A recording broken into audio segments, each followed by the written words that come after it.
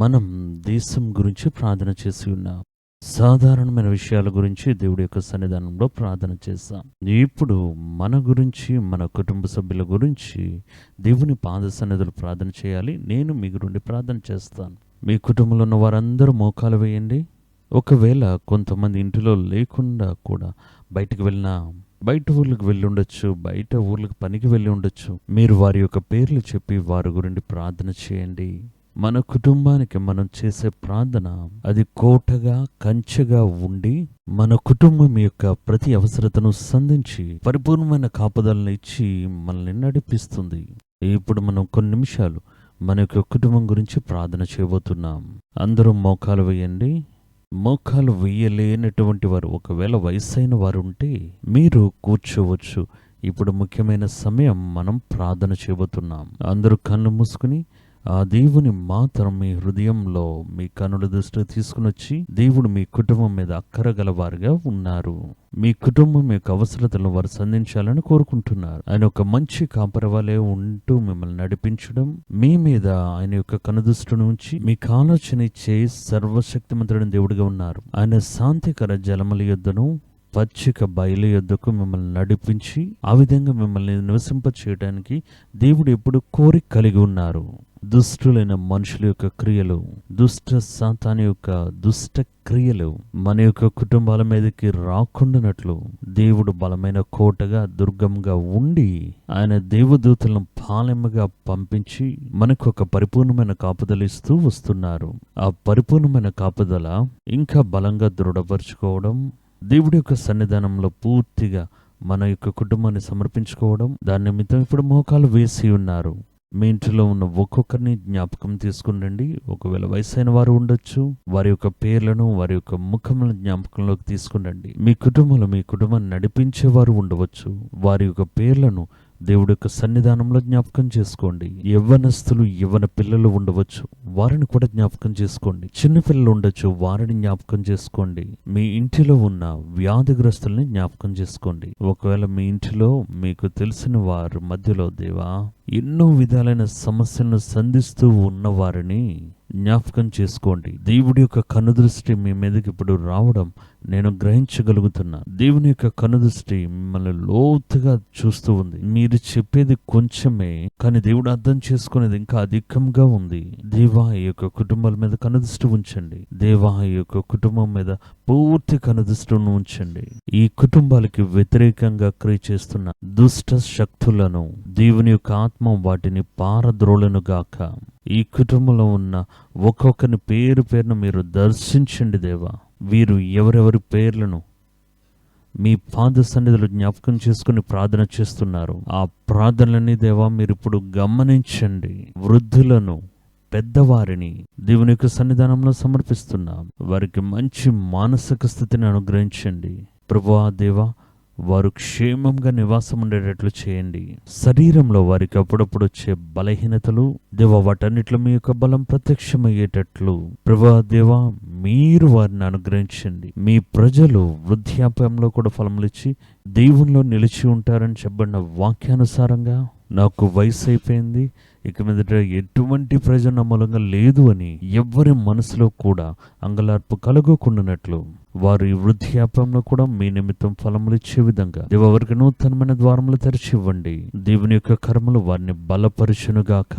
వారికి దీర్ఘాయుష్ను, మంచి బలమును, మంచి మానసిక స్థితిని మీరు ఇవ్వండి దేవా. మీరు వారి మధ్యలో సంచరించండి. అదేవిధంగా ఈ యొక్క కుటుంబాన్ని నడిపిస్తూ ఉన్నాం. ఈ కుటుంబం అవసరతల గురించి పని చేస్తున్న, ప్రయాసపడుతున్న వారిని దేవుడి కారంలో సమర్పిస్తున్నా. వారి మీద దేవుని యొక్క సన్నిధానం కలుగునుగాక. వారి చేతి ప్రయాసను దేవా మీరు ఆశీర్వదించండి. అది ఏ విధంగానూ వృధా అవ్వకుండానట్లు పూర్తిగా అది కుటుంబాలకు ఉపయోగపడే రీతిలో మీరు సహాయం చేయండి. వారు ఎక్కడికి వెళ్ళి చేతులు చాపి నిలవకుండానట్లు, అలానే అప్పు చేయకుండానట్లు దేవా మీరు వారి యొక్క అవసరతలను సంధించి వారిని నడిపించమని మేము ప్రార్థన చేస్తూ ఉన్నాం. వారి యొక్క రాకపోకలన్నిటినీ, అలాగే వారి చేతి ద్వారా చేసే కార్యములన్నిటినీ మీరు ఆశీర్వదించమని, అదే సమయంలో దేవుని యొక్క మహిమ వారితో నివాసం ఉండాలి దేవా. పరిపూర్ణమైన మీ కృపతో వారిని మహిమపరచమని మేము ప్రార్థన చేస్తున్నాం. మా కుటుంబంలోని యవ్వనస్తుల్ని మీ యొక్క పరిశుద్ధ సన్నిధానంలో సమర్పిస్తున్నాం. యవ్వనస్తుల గురించి మీరు కలిగి ఉన్న మంచి తలంపులను బట్టి మీకు వందనాలు. వారికి మీరు ఇస్తారు అని చెప్పబడిన ఆ యొక్క మంచి వాగ్దానములకై స్తోత్రం. ఆత్మీయ మేలును బట్టి స్తోత్రం. వాటిలో ఏదీ కొరత లేకుండా మా ఇంటిలో ఉండే యవ్వన బిడ్డలు అవి పొందుకునే విధంగా దేవా మీరు వారి హృదయాలను సంధించమని మేము ప్రార్థన చేస్తున్నాం. వారు ఈ లోకంలో ఏ క్రియలను వాటి వలన ఆకర్షించబడకుండా, వాటిలో పడిపోకుండా వారి యొక్క ఆత్మలను కాపాడే గొప్ప బాధ్యత దేవాది మీ చేతిలోనే ఉంది. దేవుని యొక్క కర్మలు మా యవ్వనస్తుల్ని నడిపించాలి. ఏ కీడు వారి యొక్క జీవితంలోనికి వచ్చినా యోసేపు వలె వాటిని దాటి జయించే ఆ కృపను వారికి అనుగ్రహించింది. దేవుడి యొక్క కరం ఎల్లప్పుడూ వారి తోడుగా ఉండాలి. వారి నిమిత్తం మీరు కలిగి ఉన్న ఆత్మీయ వరములు, ఆత్మీయ మేలులు ఏది కొరత లేకుండా పొందుకోవడానికి సహాయం చేయండి. మా కుటుంబంలో ఉన్న బిడ్డలను మీరు ఆశీర్వదించండి. చిన్న వయసులోనే మీ బిడ్డలు మిమ్మల్ని తెలుసుకునే యొక్క జ్ఞానములోను, ఆ బుద్ధిలోను, బలములోను ఎదిగి వర్ధిల్లేందుకు మీరు వారికి సహాయం చేయండి. బిడ్డల నిమిత్తం మీరు అనేక వాగ్దానములు కలిగి ఉన్నారయ్యా. అవన్నీ మా యొక్క బిడ్డల జీవితంలో నెరవేర్చబడాలి దేవా. దేవుని యొక్క కర్మ మా యొక్క బిడ్డల జీవితంలో చాలినంతగా ఉండి వారిని నడిపించాలి. ఈ కుటుంబాన్ని మొత్తం దేవా మీరు ఆశీర్వదించండి. మీ యొక్క ఆత్మీయ రెక్కల క్రింద వారిని భద్రపరుచుకోండి. యోబు ఇంటిని కంచె వేసి కాపాడినట్లుగా ఈ ఇండ్ల చుట్టూ కంచె వేసి మీరు కాపాడండి. ఏ సాతాను యొక్క క్రియలుగాను, సాతాను యొక్క తంత్రములు గాని వీరి మధ్యలో ప్రవేశించకుండానట్లు, ఏ బలహీనతలు, వ్యాధులు, వాటి యొక్క క్రిములు వీరి ఇళ్లలో ప్రవేశించకుండానట్లు దేవా యొక్క పదును పెట్టిన ఖడ్గముతో మీ యొక్క దేవదూతలను కంచిగా నిలబెట్టి ఈ కుటుంబాలను కాపాడమని ప్రార్థన చేస్తూ ఉన్నాం. ఈ రోజు మీ సేవకుడైన నేను ఈ కుటుంబం నిమిత్తం వేడుకుంటూ ప్రార్థన చేస్తున్నా. వారు కూడా దీని గురించి ప్రార్థన చేసి ఉన్నారు. పరలోకం నుండి వింటూ ఉన్న మా పరిశుద్ధ దేవుడైన నీవు మా ప్రార్థనలు విని ఆ ప్రార్థనల ప్రకారం దానికంటే అధికముగా గొప్ప కార్యాలు చేయండి. ఇక రాబోయే వారంలో మీ బిడ్డల యొక్క రాకపోకలను మీరు ఆశీర్వదించండి. వారి యొక్క అవసరతలు మీరు సంధించండి. పరిపూర్ణ సమాధానం కుటుంబంలో అనుగ్రహించండి. దేవా వారిని నడిపించి బలపరచండి. యేసుక్రీస్తు నామమున మా ప్రార్థనలు అంగీకరించండి మా తండ్రి. ఆమెన్. ఒక మంచి ప్రార్థన సమయంలోకి దేవుడు మనల్ని నడిపించి ఉన్నారు. మన దేశం గురించి, సాధారణమైన విషయాల గురించి ప్రార్థన చేయడం మాత్రమే కాకుండా మన నిమిత్తం, మన యొక్క కుటుంబం నిమిత్తం ఒక్కొక్కసారి మనం ప్రార్థన చేస్తూనే ఉన్నాం. ఇది వారంలో మనం ఒక్కసారి చేసే ప్రార్థన. మీరేం చేయాలంటే ప్రతిదినం ఉదయకాలమున ఒక సమయమునో, లేకపోతే మీ యొక్క కుటుంబ సభ్యులందరూ కలిసి ఉంటే ఒక సమయాన్ని మీరు గుర్తించి, అది ఒకవేళ రాత్రి ఉండొచ్చు, పగలై ఉండొచ్చు, ఒక్కొక్క దినం మీరు దేవుని యొక్క పాద సన్నిధిలో మీ కుటుంబం నిమిత్తం విశేషంగా చేసే కుటుంబ ప్రార్థన కలిగి ఉండటం చాలా ముఖ్యమైన ఒక విషయం. అప్పుడు ఈ కుటుంబం ఆశీర్వదించబడటం, ఆపదల నుండి తప్పించబడి కాపాడబడటం, ఈ విషయాన్ని ప్రత్యక్షంగా మీరు గ్రహించగలరు. దేవుడు మీ యొక్క అవసరతలను సంధించి మిమ్మల్ని నిత్యము మేలైన మార్గంలో నడిపించగలరు. ఈ దేవుడు ఎల్లప్పటికీ సదాకాలంలో మీ దేవుడు మరణ పర్యంత వరకు మనల్ని నడిపిస్తారని వాగ్దానం చేసిన దేవుడు. మన ప్రార్థనలన్నిటికీ వ్యర్థము కాలేదు. ఈ రోజు మనం చేసిన ప్రార్థన యొక్క ఫలితం కూడా ఎప్పుడు అది మీతోనే ఉంటూ అది మిమ్మల్ని కాపాడుతుంది. తర్వాత మనం దేవుని యొక్క వాక్యంలోనికి వెళ్ళబోతున్నాం. దేవుని యొక్క వాక్యంలోనికి వెళ్ళడానికి ముందుగా మనం మన యొక్క పరిచర్యలో పుస్తక విభాగానికి చెంది అందులో ఒక పుస్తకాన్ని మీకు పరిచయం చేయాలనుకుంటున్నాం. మన పరిచర్యలో పుస్తక పరిచర్య అనేది అది ప్రధానమైన ఒక పరిచర్య. 1984వ సంవత్సరంలో మన పత్రిక పరిచర్యను ఆరంభించినప్పుడు ఆ పత్రిక అనేక మందికి అది ఆశీర్వాదకరంగా ఉండేది. అందులో చెప్పబడిన కార్యములు, అందులో రాయబడిన కార్యములు అనేక మంది హృదయాన్ని, విశ్వాసాన్ని కట్టి నిలబెట్టింది. అనేక మంది ఆ సమయంలో గొప్ప సేవలు కూడా రోజులు చెప్పింది. మీకు రాసే తాళంతును దేవుడు ఇచ్చి ఉన్నారు తమ్ముడా, కాబట్టి పత్రికలు మాత్రమే రాయకుండా మీరు ప్రత్యేకంగా పుస్తకాలు కూడా రాయాలి అని మాకు దగ్గరగా ఉన్న దేవుని యొక్క సేవకులు నాకు ఇచ్చిన ఆలోచన ప్రకారం నేను అనేక దినాలు ప్రార్థన చేసి నా మొదటి పుస్తకాన్ని 1984 87వ సంవత్సరంలో మొదటి పుస్తకాన్ని విడుదల చేశాను. ఆ పుస్తకములు అవి ప్రాచుర్యం పొందుకుని అనేక మంది ప్రజలు ఇష్టంతో చదవడం మొదలుపెట్టారు. దేవుని యొక్క బిడ్డలుగా ఉన్న మీరు ఒక కార్యాన్ని తెలుసుకోవాలి. ఆత్మీయ జీవితంలో ఆరంభ కాలంలో మీరు మొదట ప్రవేశించేటప్పుడు ఎప్పుడా కార్యాలు చేయాలి, కానీ ఆరంభ కాలంలో ప్రవేశించేటప్పుడు దేవుని గురించి విశ్వాసాన్ని మనలో తట్టి లేపే, లేకపోతే అవి నేర్పించే పుస్తకాలు మనం చదవాలి. అపోస్తలుడైన పౌలు ఆయన పుస్తకాలు చదివే అలవాటుని కలిగి ఉన్నవాడుగా ఉన్నాడు. ఆయన తన యొక్క శిష్యులతో చెప్పేటప్పుడు నా పుస్తకంలో అక్కడ ఉన్నాయి, వాటిని తీసుకునిరా అని చెప్పి జ్ఞాపకం చేయడం మనం చూస్తున్నాం. నా ఆత్మీయ జీవితంలో నేను క్రొత్తగా దేవుడిలోకి వచ్చేటప్పుడు నన్ను నడిపించినవి కూడా అనేకమైన పుస్తకంలే, అనేక మంది పరిశుద్ధులు రాసిన పుస్తకంలే. ఆ పుస్తకంలే నన్ను బలపరిచి నడిపించాయి.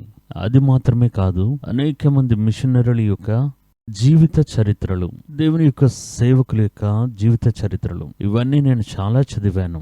నేను మాత్రమే కాదు, నా స్నేహితులు. ఆ దినాల్లో అంత సోషల్ మీడియా లేకపోవడం వల్ల ఆ దినాల్లో మేమందరం పుస్తకాలు కొని చదివే అలవాటు కలిగి ఉన్నవారుగా ఉండేవారు. నాతో పాటు కలిపి రక్షణలోకి వచ్చిన నా స్నేహితులందరూ పుస్తకాలు చదివే అలవాటుని కలిగి ఉన్నవారే. కాబట్టి మేము కొంత డబ్బులు సేకరించి మంచి మంచి పుస్తకాలు కొని వాటిని అందరూ చదివే అలవాటుని మేము కలిగి ఉండేవారం. చైనా నుండి వచ్చిన మిషనరీలు, ఆ దినాల్లో జీవించిన దేవుని యొక్క పరిశుద్ధులు, ఇటువంటి వారి యొక్క పుస్తకాలు చదివే అలవాటుని మాకు ఈ విషయం అధికంగా ఉండేటప్పుడు అది దేవుని గురించి, దేవుడి నిమిత్తం, దేవుడి యొక్క మనుషులు చేసిన త్యాగముల నిమిత్తం అర్థం చేసుకునే ఒక అవకాశంగా అది ఉంది. నేను ఆ దినం మొదలుకొని ఈ దినం వరకు చదివే అలవాటుని నేను విడిచిపెట్టలేదు. ఈ దినాల్లో కూడా నేను చదువుతూనే ఉన్నాను. ఆ విధంగా నేను రాసి ప్రచురించిన అనేక పుస్తకములు ఇప్పటి వరకు అనేక మంది ప్రజలు కోరుకుని వాటిని చదువుతున్నారు. అందులో ఒక పుస్తకానికి పేరే లోతైన కార్యాలు చెప్పే సాక్ష్యములు. లోతైన కార్యాలు చెప్పే సాక్ష్యములు. ఈ లోతైన విషయాలు ఏ విధంగా సాక్ష్యం చెప్తాయని మీరు అడగవచ్చు. ఈ లోతులు చెప్పే సాక్ష్యం అంటే బైబిల్లో చెప్పబడిన స్థలములు, మనుషులు, వారి గురించిన కార్యాలు చారిత్రాత్మక పరిశోధన మూలంగా చాలా విషయాలను నిరూపించారు. బైబిల్ గ్రంథంలో, మన బైబిల్ గ్రంథం అది చరిత్రపూర్వకమైన ఒక గ్రంథం అనేది అందులో ఎవరికి ఎటువంటి సందేహం లేదు. ఇంతకు ముందు కాలంలో చాలా యుగాయుగములుగా అని సమయం కాలం చెప్పకుండా, స్థలాన్ని చెప్పకుండా ఒక్కొక్క స్థలంలో అలా రాయబడిన ఒక గ్రంథం ఇది కాదు. ఈ బైబిల్ గ్రంథానికి చారిత్రాత్మక ఆధారం ఉంది. అందులో చెప్పబడిన నగరములు, అందులో చెప్పబడిన మనుషులు జీవించారు అనే దానికి ఆధారం ఉంది. వారు జీవించిన స్థలములను ఈ చారిత్రాత్మకంగా పరిశోధన చేసినప్పుడు అది ఇప్పుడు కూడా మీరు ఇశ్రాయేలు దేశానికి వెళితే ఏదో ఒక భాగాన్ని తవ్వి ప్రభుత్వమే పరిశోధన చేస్తూ ఉంటాయి. ఎలాగ భారతదేశంలో కొన్ని ప్రాంతాలను తవ్వి పరిశోధన చేసినప్పుడు 3000 సంవత్సరాల క్రితం జీవించిన మన పితరుల యొక్క శిలాఫలకములను, తాళపత్రాలు, వారు ఉపయోగించిన కార్యాలు ఎలా కనిపెడుతున్నారో అదే విధంగా ఇశ్రాయేలు దేశంలో దాన్ని పురాతన పరిశోధన చేసి చరిత్రపూర్వకమైన కార్యాలు కనిపెట్టినప్పుడు బైబిల్లో చెప్పబడిన అనేకమైన కార్యములు, బైబిల్లో చెప్పబడిన పట్టణములు, నగరములు, వారు ఉపయోగించిన నాణెములు, వారి యొక్క ఆచారములు బైబిల్లో ఏమైతే చెప్పబడ్డాయో డిటోగా అదే విధంగా దాన్ని కనిపెట్టి ఉన్నారు. అప్పుడు ఏ కార్యాలు కనిపెట్టి ఉన్నారు, ఏదైతే పరిశోధన పూర్వకంగా శాస్త్రవేత్తలైనా సరే, ప్రభుత్వమైనా సరే కలిసి పరిశోధన చేసి ఉన్నారు అని మీరు చూడడం మొదలు పెడితే వేల కొలది పరిశోధనలు ఉన్నాయి, వేల కొలది ఉన్నాయి. అందులో కొన్ని ముఖ్యమైన బైబిల్లో చెప్పబడిన కొన్ని పట్టణములు, నగరముల వంటి కార్యములను పురాతన పరిశోధనలో త్రవ్వి తీసేటప్పుడు వారు దాన్ని ఏ విధంగా కనిపెట్టారు, దానిలో ఏ కార్యాలకు ఎవిడెన్స్, ఆధారం ఉంది అనేది నేను ఒక పుస్తకంగా దాన్ని మొదట ప్రచురించాను. అదే లోతైన కార్యాలు చెప్పే సాక్ష్యములు. తవ్వి చూస్తే లోతే కదా, ఆ లోతైన కార్యాలు చెప్పే సాక్ష్యములు. ఆ పుస్తకాన్ని అనేక మంది ఆదరించడం బట్టి ఆ పుస్తకం యొక్క తరువాతి భాగంగా లోతైన కార్యాలు చెప్పే సాక్ష్యంలో 2వ భాగంగాను ప్రచురించాం. ఈ పుస్తకంలో బైబిల్ కాలంలో జరిగిన కార్యాలు, వాటి స్థలాల యొక్క చరిత్ర గురించి చెప్పబడి ఉంది. బైబిల్ కాలంలో అక్కడ ఆచరించబడిన ఆ ఆచారాలు, అలవాట్ల గురించి చెప్పబడ్డాయి. వాటన్నిటికీ ఆధారములు ఉన్నాయి. వారు వేసుకున్న ఆభరణములు, వారు కలిగి ఉండే డబ్బులు, ఇవన్నిటిని మనం చూడగలిగాం. దాని యొక్క వివరములే నేను తమిళ్లో క్లుప్తంగా 2 పుస్తకములుగా వాటిని నేను మీకు రాసిచ్చి ఉన్నాను. బైబిల్ గ్రంథాన్ని ఎప్పుడునూ ఆ పరిశోధన మూలంగా మీరు చదివితే దానిలో ఉండే ప్రతి మాటను మీరు పూర్తిగా అర్థం చేసుకోగలరు. దాని బ్యాక్గ్రౌండ్ లేకుండా చదివినట్లయితే అక్కడ చెప్పబడిన కొన్ని కార్యములను మనం అర్థం చేసుకోవడం క్లిష్టతరంగా ఉంటుంది. కాబట్టి బైబిల్ గ్రంథం యొక్క బ్యాక్గ్రౌండ్ గురించి చెప్పి పుస్తకములు వెతికి మీరు చదివి చూడాలి. అందులో మన యొక్క చిన్న ప్రయత్నంగా ప్రచురించిన 2 పుస్తకములు, లోతైన కార్యాలు చెప్పే సాక్ష్యములు అనే ఆ పుస్తకం. ఆ 2 పుస్తకములు మన యొక్క పుస్తక విక్రయశాలలో, మన ఆఫీసులో అది అమ్మకానికి సిద్ధంగా ఉన్నాయి. మీరు ఒక లెటర్ రాసి పంపించినట్లయితే, లేకపోతే ఒక ఈమెయిల్ పంపిస్తే మీరు ఆ పుస్తకాన్ని సులభంగా పొందుకోగలరు. ఇది మాత్రమే కాదు, మన యొక్క వెబ్సైట్ కూడా ఉంది. అందులోకి మీరు వెళ్ళినా కూడా మీరు ఆర్డర్ చేయవచ్చు. లేకపోతే మనల్ని సంప్రదించడానికి టెలిఫోన్ నెంబర్లు ఇవ్వబడి ఉన్నాయి. ఆ నెంబర్కి మీరు ఫోన్ చేసినా కూడా మీకు అవసరమైన పుస్తకాన్ని వారు పంపించగలరు. కాబట్టి ఈ మంచి సందర్భాన్ని మీరు ఉపయోగించుకోండి. దేవుని యొక్క కార్యాలను చదవడంలో బలపడండి. దేవుడు మిమ్మల్ని నూతనమైన మార్గంలో పరిపూర్ణంగా నడిపిస్తారు. ఆమేన్.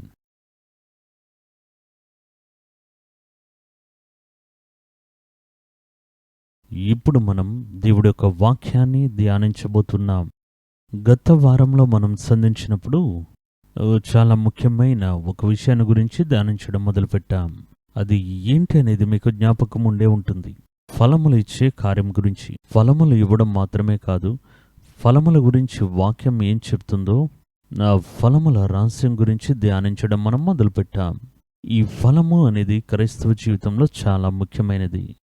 మనుషుల సమాజం, దాని యొక్క చరిత్ర ఈ ఫలములోనే మొదట ఆరంభమవుతుంది.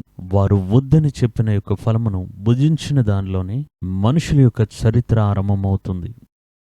దేవుడు మన నిమిత్తం ఇవ్వాలని కలిగి ఉన్న జీవవృక్ష ఫలమును పొందుకునే ఆ అనుభవంతో మనుషుని యొక్క చరిత్ర ముగింపునకు వస్తుంది. ఫలము అనేది క్రైస్తవుల యొక్క జీవితంలో ఒక ప్రధానమైన ఒక విషయం. ఇది ఏ విధంగా ప్రధానమని అడిగితే, ఫలములు ఇవ్వని వృక్షములు నరికివేయబడి అగ్నిలో వేయబడతాయి. ఫలములు లేని జీవితం అది వృధాగా పోయిన ఒక జీవితం, నాశనమునికి నేరుగా మనం తీసుకునే ఒక జీవితం. అందుకే ఆత్మీయ జీవితంలో ఆత్మీయ ఫలములు అనేది చాలా ముఖ్యమైనవి. ఆ ఫలముల గురించి అనేకమైన రహస్యములు ఉన్నాయి. అవే మనం గత వారంలో సంధించినప్పుడు వాటిని ధ్యానించడం మొదలుపెట్టాం. ఫలములు అంటే మార్కెట్లో అమ్ముతున్నారు కదా, ఆ ఫ్రూట్స్ కాదు. బైబిల్ గ్రంథంలో మనం చేసే ఒక కార్యం, అది మంచైనా చెడ్డైనా మనం విత్తిన ఒక కార్యం కోతకి వస్తుంది చూడండి, దాని యొక్క ఫలములు బయటకు వస్తున్నాయి చూడండి, దానికి పేరే ఫలము అని బైబిల్ వాక్యం చెప్తుంది. ఒక మంచి కార్యాన్ని మీరు విత్తినట్లయితే మంచి ఫలములు మీకు వస్తాయి. ఒక తప్పైన కార్యాన్ని విత్తితే ఒక తప్పైన ఫలం అక్కడ దొరుకుతుంది. మంచి ఫలములు ఇవ్వడానికే దేవుడు మనలో పిలిచి ఉన్నారు అని బైబిల్ గ్రంథంలో మనకు చెప్పబడింది. దానికి ఆధారంగా బైబిల్లో ఒక వాక్యాన్ని మనం గత వారం దాన్ని ఆధారంగా తీసుకుని దాన్ని ధ్యానించడం మొదలుపెట్టాం. యోహాను సువార్త 15వ అధ్యాయం 16వ వాక్యం. అందులో ఈ విధంగా చెప్తున్నారు, మీరు నన్ను ఏర్పరచుకొనలేదు, నేనే మిమ్మల్ని ఏర్పరచుకుని నియమించితిని. మీరు నా పేరిట తండ్రిని ఏమి అడుగుదురో అది ఆయన మీకు అనుగ్రహించినట్లుగా మీరు వెళ్ళి ఫలించుటకు, మీ ఫలము నిలిచియుండుటకును నేను మిమ్మల్ని ఏర్పరచుకుంటుని. ఈ వాక్యంలో ప్రధానంగా ఏం చెప్పబడిందంటే, దేవుడు నన్ను పిలిచింది, పంపించింది, అలాగే నన్ను స్థిరపరచడం కూడా, రక్తం ద్వారా నన్ను రక్షించడం, ఇవన్నీ ఫలములు ఇవ్వటానికే. అందుకే దేవుడు మనల్ని పిలిచి ఉన్నారు. అందునిమిత్తం దేవుడు మనల్ని ఏర్పరిచి ఉన్నారు. అప్పుడు మంచి ఫలములు మనం దేవునికి ఇవ్వాలి. ఫలములు అంటే నేను మీకు చెప్పింది ఏంటంటే, ఒక కార్యం యొక్క ఫలితము. దేన్నో ఒకదాన్ని మీరు విత్తి ఉండొచ్చు. పాపాన్ని విత్తినట్లయితే పాపాన్ని కోతగా కోస్తారు. నీతిని విత్తితే నీతి ఫలములను కోత కోస్తూ ఉన్నారు. అప్పుడు దాన్ని బట్టి ఫలము అనేది బయటికి కనిపించే విధంగా చెప్పబడి, ఒక వృక్షం యొక్క ఫలము గురించి చెప్పడం కాదు, అది మన యొక్క పనులను, మన యొక్క క్రియలను అది సూచిస్తూ ఉంది. దీని గురించి మనం ధ్యానించడం ఆరంభించేటప్పుడు ఫలముల్లో 2 విధాలైన ఫలములు ఉన్నాయి అని వాక్యం చెప్తుంది. యేసు చెప్పినప్పుడు ఈ విధంగా చెప్పారు, మంచి చెట్లు మంచి ఫలములను ఇస్తాయి, చెడ్డ చెట్లు చెడ్డైన ఫలములను ఇస్తాయి. అప్పుడు ఒక చెట్టు యొక్క గుణము ఏమిటో దానికి అనుగుణంగా దాని యొక్క ఫలములు అనేవి ఉంటాయి. ఆ విధంగా చెప్పారు. దాన్ని పెట్టుకుని మనం ధ్యానించి చూసేటప్పుడు మొదట చెడ్డ ఫలములంటే ఏంటి? ఏవేవి చెడ్డ ఫలములు? బయటికి చూసినట్లయితే ఫలములే అవి, కానీ కొన్ని ఫలములు మరణమునే తీసుకుని వస్తాయి. మీరు దీర్ఘదర్శుల యొక్క కాలంలో కార్యాలు చదివేటప్పుడు దీర్ఘదర్శుల యొక్క పుత్రులు తినడానికని వండేటప్పుడు అక్కడ విషంతో నింపబడిన కొన్ని ఫలములు, కొన్ని కాయలు తెంచుకుని వచ్చి అవి ముక్కలు చేసి లోపల వేస్తూ ఉన్నారు. బైబిల్లో దాని పేరు కొమ్మటికాయ అని రాయబడి ఉంది బైబిల్లో. ఆ కాయలని తెలిసి అది ఆహారంలో కలిపేస్తున్నారు. ఆ ఆహారంలో మరణముంది, విషముంది. అది వినగానే వారందరూ ప్రార్థన చేసి ప్రవక్త ఆ విషయాన్ని తీసివేస్తూ ఉన్నాడు. అదేవిధంగా లోకంలో చూస్తే మంచి ఫలములనేవి ఉన్నాయి, చెడ్డ ఫలాలనేవి కూడా ఉన్నాయి. దేవుడు అదే చెప్పారు, మంచి చెట్లు మంచి ఫలములు ఇస్తాయి, చెడ్డ చెట్లు చెడ్డ ఫలములు ఇస్తాయి. అప్పుడు చెడ్డ ఫలములని బైబిల్ చెప్పే ఆత్మ సంబంధమైన చెడ్డ ఫలముల గురించి బైబిల్లో ఏం చెప్పబడి ఉంది అనేది మనం చాలా పరిశోధించి చూసాం. అది చాలా ఆశ్చర్యంగా ఉంది. మరణం యొక్క ఫలము, చేదైన ఫలము, హేయమైన ఫలము, పాము యొక్క ఫలమైన శాపం యొక్క ఫలం, ఇటువంటి అనేక ఫలముల గురించి గత వారంలో మనం సంధించినప్పుడు ధ్యానించి ఉన్నాం. అప్పుడు ఈ వారంలో మనం ఏం చూడబోతున్నామంటే మంచి ఫలములు. మంచి ఫలములు, దేవుడు ఎదురు చూసే మంచి ఫలములు, ఆత్మ యొక్క ఫలము బైబిల్లో చెప్పబడింది. ఫలము అని వస్తే దానికి విత్తనం అనేది ఒకటి ఉంటుంది.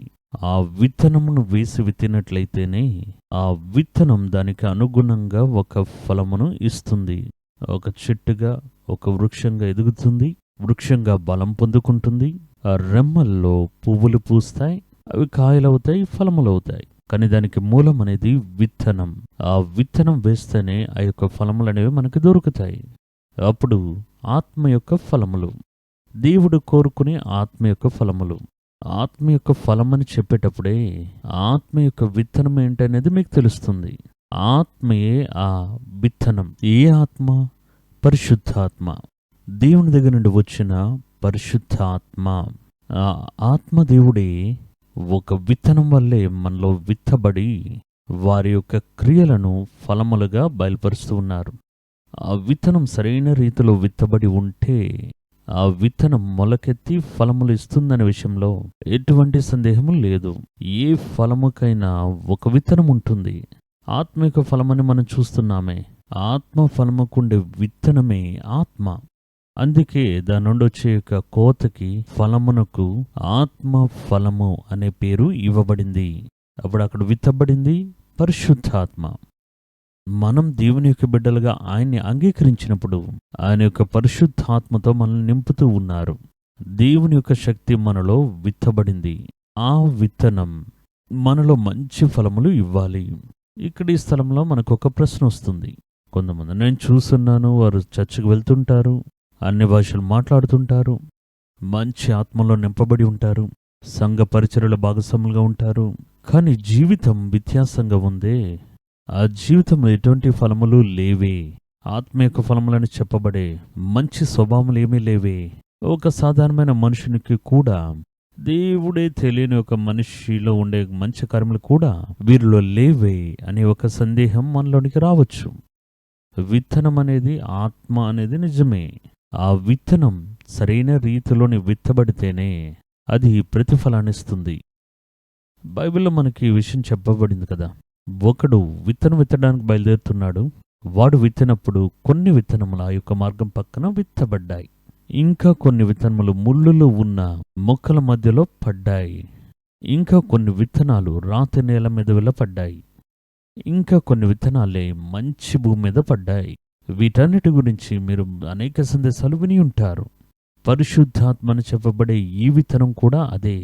ఈ విత్తనం తమ యొక్క బిడ్డల మీద వచ్చి పడేటప్పుడు మీ హృదయం అది పొందుకుని ఫలములిచ్చే రీతిలో ఆ పరిపక్వత కలిగినదిగా లేనట్లయితే ఆత్మీక ఫలములను మీరు చూడలేరు. విత్తనం మంచిదే, మీరే చూడండి. ముళ్ళ మీద పడిన విత్తనం, రాతి మీద పడిన విత్తనం, మార్గం ప్రక్కనే పడిన విత్తనం, విత్తనంలో ఎటువంటి లోపం లేదు. అదే విత్తనం మంచి నేల మీద పడి ఉంటే ఫలములు ఇచ్చి ఉంటుంది. ఆ స్థలంలోనే లోపం. ఆ స్థలమే రాతి నేలగా ఉంది, అది ముండ్ల పొదలై ఉన్నాయి, మార్గం పక్కనున్న స్థలంగా ఉంది. అప్పుడు అదే విధంగా పరిశుద్ధాత్మలో ఎటువంటి లోపం లేదు. కానీ దాన్ని పొందుకునే మన యొక్క హృదయం ఉంది చూడండి, ఆ హృదయం యొక్క గుణాతిశయం ప్రకారమే ఫలముల యొక్క కొలత అనేది ఉంటుంది. ఫలము ఎదగడం అనే విషయం కూడా ఉంటుంది. కొంతమంది హృదయాన్ని చూడండి, అభిషేకాన్ని పొందుకుంటారు, దాని తర్వాత వారు దాని గురించి కలత చెందరు. ఎందుకు ఈ అభిషేకం? దీని ద్వారా దేవుడు ఏం చేయాలనుకుంటున్నారు? దేవుని యొక్క అభిషేకం మనకి ఏ కార్యాన్ని నేర్పిస్తుంది? దాని గురించి వారు కలత చెందరు. ఒక వస్తువుని ఏదో కొనుక్కుని ఇంట్లో పెట్టుకున్నట్టుగా మనం ఆత్మీయ మనుషులు ఉండడం బట్టే అభిషేకాన్ని కొని ఇంట్లో పెట్టుకుందాం అని ఆ విధంగా కలిగి ఉంటారు. అది కలతే లేని వారి యొక్క హృదయం. అది కూడా మనకి ఫలం అనేది ఇవ్వదు. ఆ విత్తనం అనేది కొన్ని దినాల తర్వాత మన దగ్గర నుండి తొలగించబడుతుంది. ఇంకా కొన్ని విత్తనాలు చూడండి, ముండ్ల పొదల మధ్యలో. వీరు అభిషేకించబడింది నిజమే, పరలోకంలో ఉన్న విత్తనం వారిలో విత్తబడే రీతిలో వారి యొక్క హృదయంలో వేయబడింది కూడా నిజమే. కానీ ఆ హృదయం ముళ్ళు, లోకంలో కలత. ఎప్పుడు చూసినా లోకము గురించే కలత. దాన్ని ఆలోచిస్తూ ఉండడం, ఏది తింటాం, ఏది భుజిస్తాం, ఏది తాగుతామని చెప్పి ఆలోచిస్తూ ఉండడం. ఇటువంటి లోకానుసారమైన కలతలు. కొంతమంది చూడండి, లోకంలో అనేక కార్యాల గురించి కలత చెందుతూనే ఉంటారు. అనేక దినాల్లో భోజనం ఏం వండాలనేది కూడా ఒక కలతే. అవన్నీ లోకంలో ఉండే కలతలని వాక్యం చెప్తూ ఉంది. మార్తా, మరియా అనే ఇద్దరు సహోదరులు యేసుని ఎంతగానో ప్రేమించారు. యేసు ఆ ప్రాంతానికి వెళ్ళేటప్పుడు వారి యొక్క ఇంటికి వెళ్ళడం అనేది ఆయనకు ఒక అలవాటు. ఆ విధంగా ఆయన ఒకసారి అక్కడికి వెళ్ళినప్పుడు మరియా యేసయ్య పాద సన్నిధిలోనే వచ్చి కూర్చుని, ఈయన మన ఇంటికి రావడమే గొప్ప భాగ్యం, వారికి ఉన్న అనేక పనుల యొక్క మధ్యలో మనకంటూ సమయాన్ని వెచ్చించి మన దగ్గర రావడం గొప్ప విషయం. ఆయన వచ్చారు కాబట్టి ఆయన దగ్గర ఆ కార్యాలన్నీ మనం విని తెలుసుకుందామని బైబిల్ తీసుకుని వచ్చి కూర్చుంటున్నారు. దేవా, ఈ విషయాలు చెప్పండి అని. కానీ మార్తాకున్న కలత ఏంటంటే, ఇంత గొప్ప వ్యక్తి మన ఇంటికి వచ్చి ఉన్నారు, చాలా ముఖ్యమైన అతిథులు మన ఇంటికి వచ్చి ఉన్నారు, వారికి మనం చక్కగా కార్యాలు చేయాలని చెప్పి వారి ఇంటి లోపలికి వెళ్ళి వారంతట వారే ఏదో ఆహారం వండడమో ఏదో కొన్ని కార్యాలు ఆయతపరుస్తున్నారు. అప్పుడు ఆమె అనుకున్నది, నేను ఒంటరిదానే కష్టపడుతున్నానే, ఈ మరియా ఎక్కడికి వెళ్ళిపోయింది అని వెతికి చూస్తే యేసయ్య పాదాల దగ్గర కూర్చుని ఉంది. నేరుగా ఆమె వచ్చి యేసు దగ్గర కంప్లైంట్ చేస్తున్నారు, నేను ఒంటరిదానిగా ఉండి ఎన్ని కార్యాలను చేస్తూ కష్టపడుతూ ఉన్నాను, ఏమో వచ్చి ఏం చేయకుండా మీ పాదాల దగ్గర వచ్చి కూర్చుంది, కొద్దిగా ఆమెకు బుద్ధి చెప్పండి దేవా. కానీ అప్పుడు యేసు చెప్పింది, నువ్వు అనేకమైన లోకానుసారమైన కార్యాల గురించి కలుచుంటున్నావు, అవసరమైనది ఒకే ఒక్కటి. మరియా తన నుండి తీసివేయబడిన శ్రేష్టమైన భాగాన్ని ఎన్నుకుందని. అప్పుడు మనం కొంతమంది చూస్తే మార్తా, మరియా లాంటి వారు దేని గురించి చూసినా కలత కలత కలత. ఆ కలత ఉన్న హృదయంలో పరిశుద్ధాత్మ అనే విత్తనం పడినట్లయితే అది సరైన ఫలములను ఇవ్వదు. లోకం నుండే కలతలు వారిని అణిచివేసి, అవిశ్వాసం యొక్క ఆలోచనలు వారిని అణిచివేసి, పరిశుద్ధాత్మ వారిలో కార్యాలు చేయకుండాన్నట్లు చేస్తుంది. దానివల్ల వారు అభిషేకం పొందుకున్న ఆత్మ సంబంధమైన ఫలములు వారిలో లేవు. ఎందుకంటే ఫలములిచ్చే విత్తనం అనేది అది లోతుగా విత్తబడి ఉండాలి. ఆ విత్తనం దాని తర్వాత పరామర్శించబడాలి, అప్పుడే దానిలో ఆ ఫలములు కలుగుతాయి అనే విషయం మనందరికీ తెలిసిందే. ఏదో విత్తనాలు కొనుక్కుని ఇంట్లో పొట్లం కట్టి ఉంచితే అందులో ఫలములు కలుగుతాయా? అదేవిధంగా లోకంలో ఉండే కలతలు వారి యొక్క హృదయాన్ని అణిచివేయడం బట్టి ఆ విత్తనం పడిందనేది నిజమే, కానీ ఫలములిచ్చే యొక్క సాధ్యపరిచే కార్యాలు హృదయంలో లేవు. మూడవది చూడండి, రాతి నేల. అందులోకి వెళ్ళి ఆ యొక్క విత్తనాలు పడితే ఆ విత్తనాలు వేర్లు ఉండటం లేదు. దేవుడి యొక్క వాక్యాన్ని చదువుతాం, ఆ వాక్యం లోపలికి వెళ్ళదు. దేవుని యొక్క అభిషేకంలో నింపబడతాం, ఆ అభిషేకం లోపలికి వెళ్ళదు. వారి యొక్క హృదయం కఠినంగా ఉంటుంది. దేవుడు ఒకవైపు మాట్లాడుతూ ఉన్నాడు, కానీ మేము ఒకవైపు వీటిని నమ్ముతాం. కానీ మా జీవితంలో ఆ కార్యములు రావడానికి మాకైతే సమ్మతము లేదు. ఎందుకంటే మేము ఈ విధంగా అంతా చేస్తే మేము ఉద్యోగం చేయలేం, మేం మా పనులని చేయలేము. కాబట్టి దేవుడి మీద మాకు గౌరవం ఉంది, మర్యాద ఉందని చెప్పి రాత్రి నేల వారి వారి హృదయాన్ని మార్చుకుని దేవుడి యొక్క వాక్యానికి, చిత్తానికి అవకాశం ఇవ్వని వారి హృదయం చూస్తే రాయవలే ఉంటుంది. కాబట్టి దేవుడి యొక్క అభిషేకం వారిలో ఉన్నా, దేవుని యొక్క అభిషేకాన్ని వారు పొందుకుని ఉన్నా, అది లోపలికెళ్ళి వేర్లు ఉండితేనే ఫలములు ఇస్తుంది. అప్పుడు దానివల్ల వారి యొక్క జీవితంలో ఫలములు చూడడం అరుదు. పరిశుద్ధాత్మనే విత్తనం ఏ మంచి స్థలంలో విత్తబడుతుందో అందులో అలక్ష్యం అనేది ఉండదు. మార్గం పక్కన విత్తబడిన విత్తనం అనేది అలక్ష్యమనే హృదయాన్ని సూచిస్తుంది. అందులో లోకమనే యొక్క కలత అనేది ఉండదు. ముళ్ళున్న స్థలాలు, అందులో పరిశుద్ధాత్మ యొక్క కార్యాలకు, క్రియలకు అవకాశమే ఇవ్వని రాతుల వంటి మనసులుండవు. మంచి స్థలం దేవుడి యొక్క మాటలను అదే విధంగా లోపల తీసుకుంటుంది, అభిషేకాన్ని అదే విధంగా లోపల తీసుకుంటుంది. వారు చెప్పింది, చేయమని చెప్పింది దాన్ని అలానే విశ్వసిస్తుంది.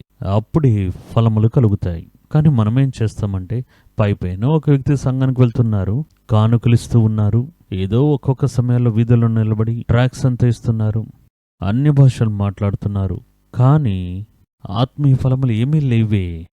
మాట్లాడడం మొదలు పెడితే గొడవలకు వస్తారే. ఆత్మ యొక్క ఫలం సమాధానం వాక్యం చెప్తూ ఉందే.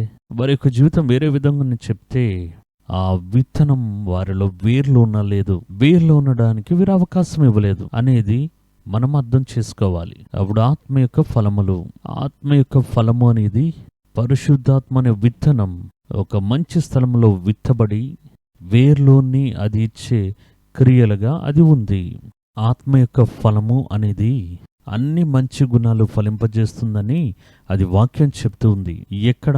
ఎఫెసీయులకు రాసిన పత్రిక 5వ అధ్యాయం 9వ వాక్యం 10వ వాక్యం. ఆత్మ యొక్క ఫలము, ఈ పరిశుద్ధాత్మ ఒకరిలో విత్తబడిన తర్వాత ఈ విత్తనాన్ని ఆ యొక్క స్థలం తన లోపల తీసుకుని తర్వాత ఆ విత్తనం మొలకెత్తడానికి కావలసిన చాలా ముఖ్యమైన కార్యాలు ఏంటని అడిగితే మంచి గుణములు. ఆత్మ ఫలములు అనేవి అన్ని మంచి గుణాలను కలుగజేస్తుంది అని ఎఫెసీయులకు రాసిన పత్రిక 5వ అధ్యాయం 9-10 వాక్యాల్లో దేవుడు మనకి చెప్పి ఉన్నారు. నేను చదువుతాను. ఆత్మ ఫలము సమస్త విధములైన మంచితనము, నీతి, సత్యమును వాటిలో కనబడుచున్నది. ప్రభుకేది ప్రీతికరమైనదో దాన్ని పరీక్షించుచు నిష్ఫలమైన అంధకార క్రియల పాలివారి ఉండక వాటిని ఖండించుడి. ఓ కార్యాన్ని చేస్తున్నాం, అందులో ఎటువంటి ప్రతిఫలం లేదు, ఫలములే లేనటువంటి కార్యం, లేకపోతే చేదైన ఫలములిచ్చే ఒక కార్యం, వాటిని జీవితంలో నుండి తీసివేయండి.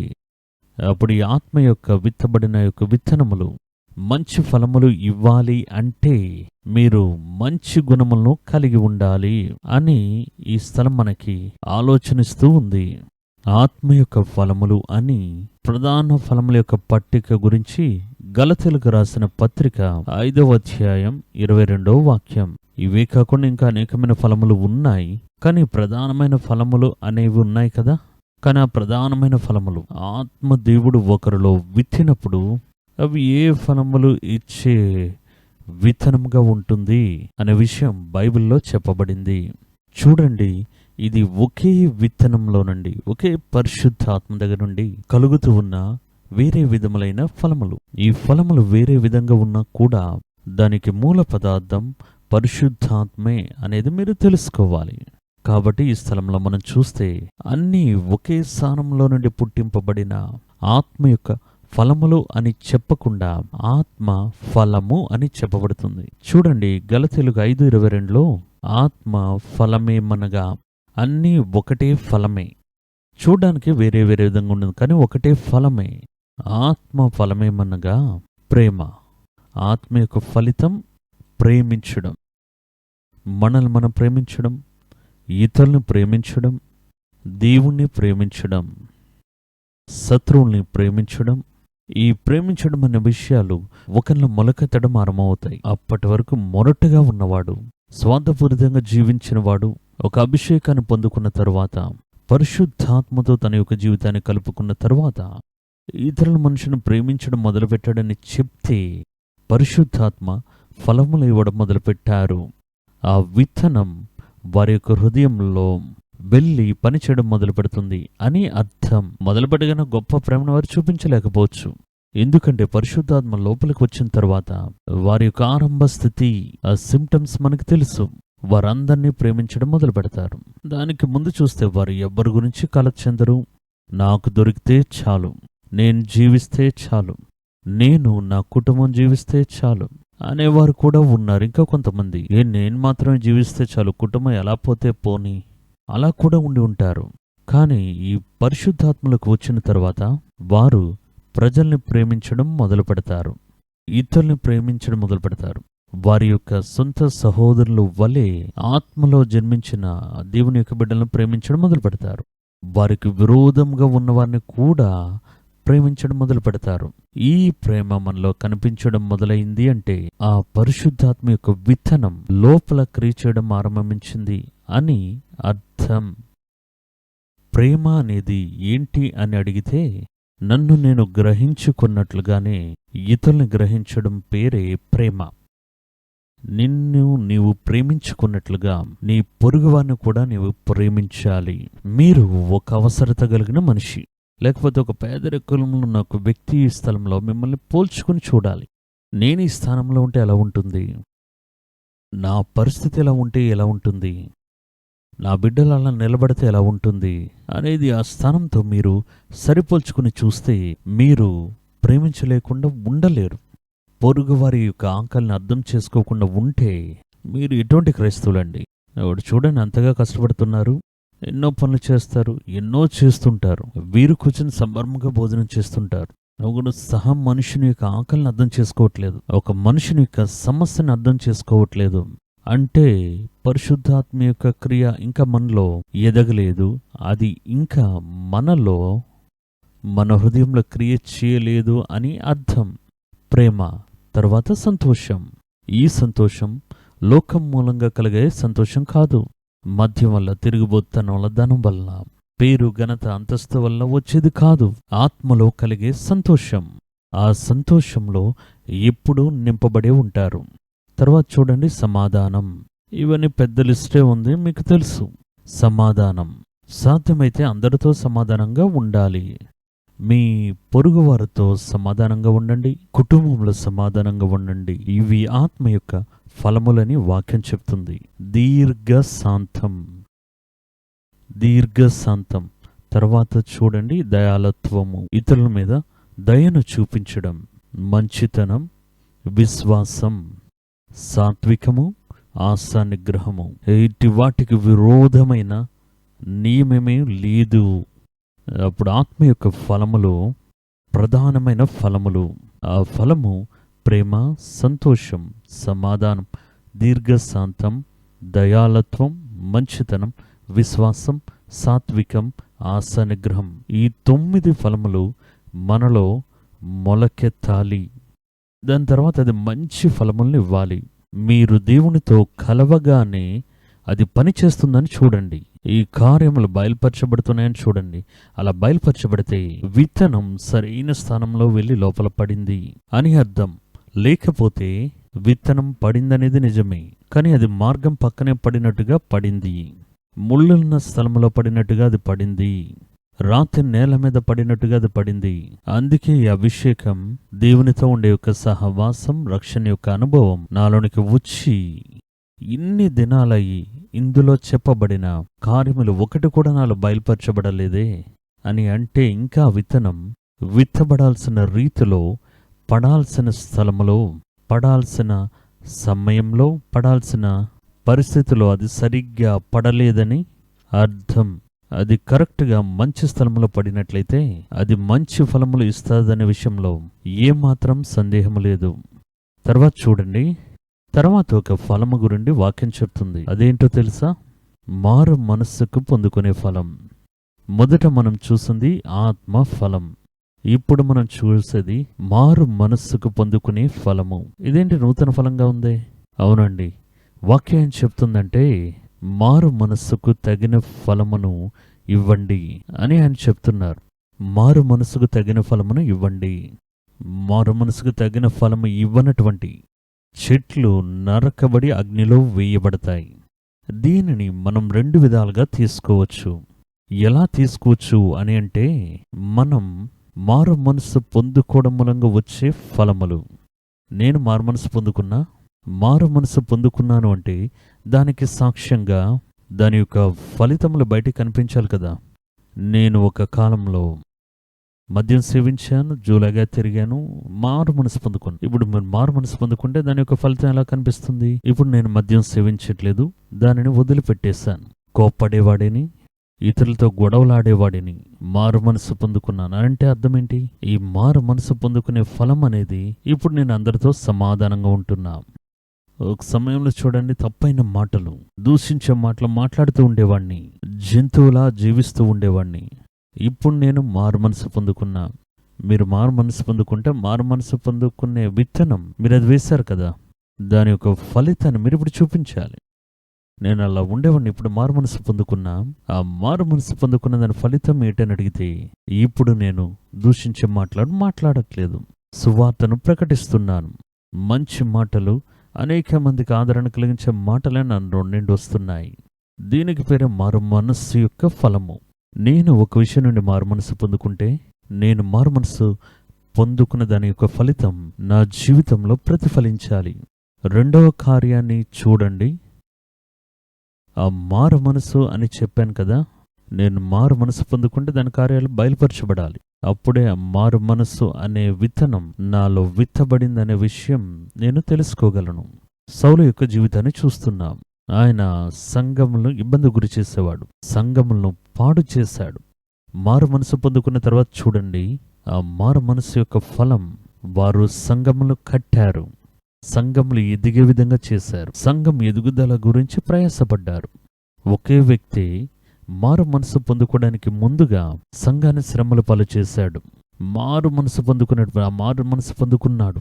నేను సంఘాన్ని ఇప్పుడు శ్రమ పెట్టడం మాత్రమే కాదు, సంఘమును పెంచాడు, సంఘములను కట్టాడు, సంఘం యొక్క ఎదుగుదల నిమిత్తం ప్రయాసపడ్డాడు. ఇదే ఆయన మారు మనసు పొందుకున్న ఫలం. మీరు మారు మనసు పొందుకున్నారా? మీ మారు మనసు యొక్క ఫలం ఏం చెప్తుందో చూడాలి. మీరు ఎందులో మారు మనసు పొందుకున్నారో దాన్ని తిరిగి ముట్టకుండా ఉండడం, అలాగే దానికి వ్యతిరేకమైన కార్యాలు చేయడం. సంఘమును పాడు చేశారు, దానికి నేరుగా వ్యతిరేకంగా ఉన్న కార్యం సంఘాన్ని కట్టడం. అదే మారు మనసు యొక్క ఫలం. ఈ మారు మనసు యొక్క ఫలమునకు ఇంకో అర్థాన్ని కూడా మనం తీసుకోవచ్చు. మీరు ఇచ్చే ఫలము ఇతరులు మారు మనసు పొందుకునేయడానికి కారణంగా ఉండాలి. అదే మారు మనసు యొక్క ఫలము. నేను ఒక ఫలాన్ని ఇస్తూ ఉన్నాను, వారు దాన్ని చూస్తున్నారు, ఆశ్చర్యపడుతూ ఉన్నారు. నేను మారు మనసు పొందుకోవడం వల్ల నా యొక్క జీవితంలో మార్పు కలిగి నేను ఒక ఫలమును ఇస్తూ ఉన్నాను. దాన్ని చూసిన వారు ఒక కాలంలో ఎలా ఉండేవారు, ఇప్పుడు ఈ విధంగా మారి దేవుని యొక్క బిడ్డల్లా దేవుని యొక్క పోలికను ధరించిన వాళ్ళ ఉన్నారే, అలా అని చూసి వారు మారు మనసు పొందుకోవాలి. ఇది చాలా ముఖ్యమైనది. అలాగైతే మన యొక్క జీవితమే మాట్లాడాలి. మారు మనసు యొక్క సాక్ష్యం మీ జీవితం యొక్క క్రియలుగా బయలుపరచబడాలి. దానిని చూసి ఒక గుంపు ప్రజలు దేవుని దగ్గర మారుమనసు పొందుకోవాలి. మీరు మారుమనసు పొందుకుంటే మీ మారుమనసు మూలంగా ఎంతమంది మారుమనసు పొందుకున్నారు? దానికి పేరే మారుమనసు యొక్క ఫలము. నేను మారుమనసు పొందుకునేటప్పుడు నా సాక్ష్యాన్ని అనేక స్థలాల్లో నేను చెప్పి ఉన్నాను.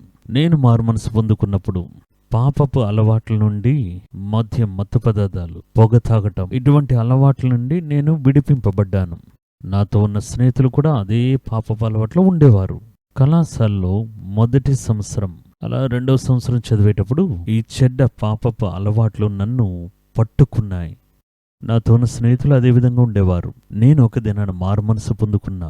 యేసే నిజమైన దేవుడు అనే విషయం తెలుసుకున్నాను. ఇప్పుడు నేను మారుమనసు పొందుకున్నాను కదా, ఇప్పుడు నేను దానితో ఆగిపోలేదు. నాకు అది తెలియకుండానే నేను నా స్నేహితులతో చెప్పాను. నా స్నేహితులతో వ్యక్తిగతంగా కూర్చుని మాట్లాడేవాడిని. గుంపుగా ఉండేటప్పుడు మాట్లాడితే వారు హేళన చేస్తారు, కమెంట్ చేస్తారు. కానీ వ్యక్తిగతంగా కలిసి మాట్లాడేవాడిని. నీకంటే అధికంగా తాగేవాడిని నేను, నీకు ఈ అలవాటు నేర్పించిందే నేను, కానీ ఈరోజు అది నేను వద్దు అని చెప్తున్నానే, ఎందుకలా చెప్తున్నాడని చెప్పి నీ మనసులో ఒక ప్రశ్న రావట్లేదని అడుగుతా. వెంటనే వారు అడుగుతారు, ఎందుకు వాటన్నిటిని వదిలిపెట్టావు? ఆ వెనువెంట నా యొక్క సాక్ష్యాన్ని నేను వారితో పంచుకుంటా. నేను యేసుని చూడడం, యేసు నన్ను సంధించడం, దేవుడు నన్ను విడుదల చేయటం, ఆ పాప అలవాటు జ్ఞాపకం మొదలుకొని అది ఇప్పటి వరకు నాలోనికి రాలేదు అని వారికి సాక్ష్యంగా చెప్తాను. అప్పుడు వారు దాన్ని విని నేను కూడా దేవుని చూడవచ్చా అని అడుగుతారు. వారు నన్ను పిలుచుకుని వెళ్ళి, నాకు ఆ దినాల్లో ప్రార్థన చేయడం అంతా తెలియదు. మేము కూర్చొని అదేవిధంగా మోకాలు వేసి దేవుని దగ్గర హల్లెలూయా స్తోత్రం స్తోత్రం అని చెప్తూనే ఉండేవారం. ఆ సమయంలో దేవుని యొక్క పరిశుద్ధాత్మ వారిని ముట్టి వారే మారు మనసు పొందుకుని నేనే కళ్ళతో చూసిన్నా. నేను మారు మనసు పొందుకుని దేవుని అంగీకరించిన తర్వాత అందులోండి ఒక 15 దినముల లోపల 22 మందిని దేవునిలోకి మారు మనసు పొందుకుని నడిపించడం మొదలుపెట్టాను. తర్వాత వారందరూ కూడుకుని ఒక కళాశాల మైదానంలో మేము 22 మంది కలుసుకుని ప్రార్థన చేసేవారం. కొన్ని సందర్భాల్లో 4 రాలేరు, 5 రాలేరు, కానీ 22 మంది కలిసి అక్కడ సంధించబడ్డారు. వారిలో అనేక మంది ఇప్పటికీ సేవకులై ఉన్నారు, పరిచర్య కూడా చేస్తున్నారు. నా తోటి స్నేహితులు, నాతో చదివిన వారు. అప్పుడు ఇదే మారు మనసు యొక్క ఫలము.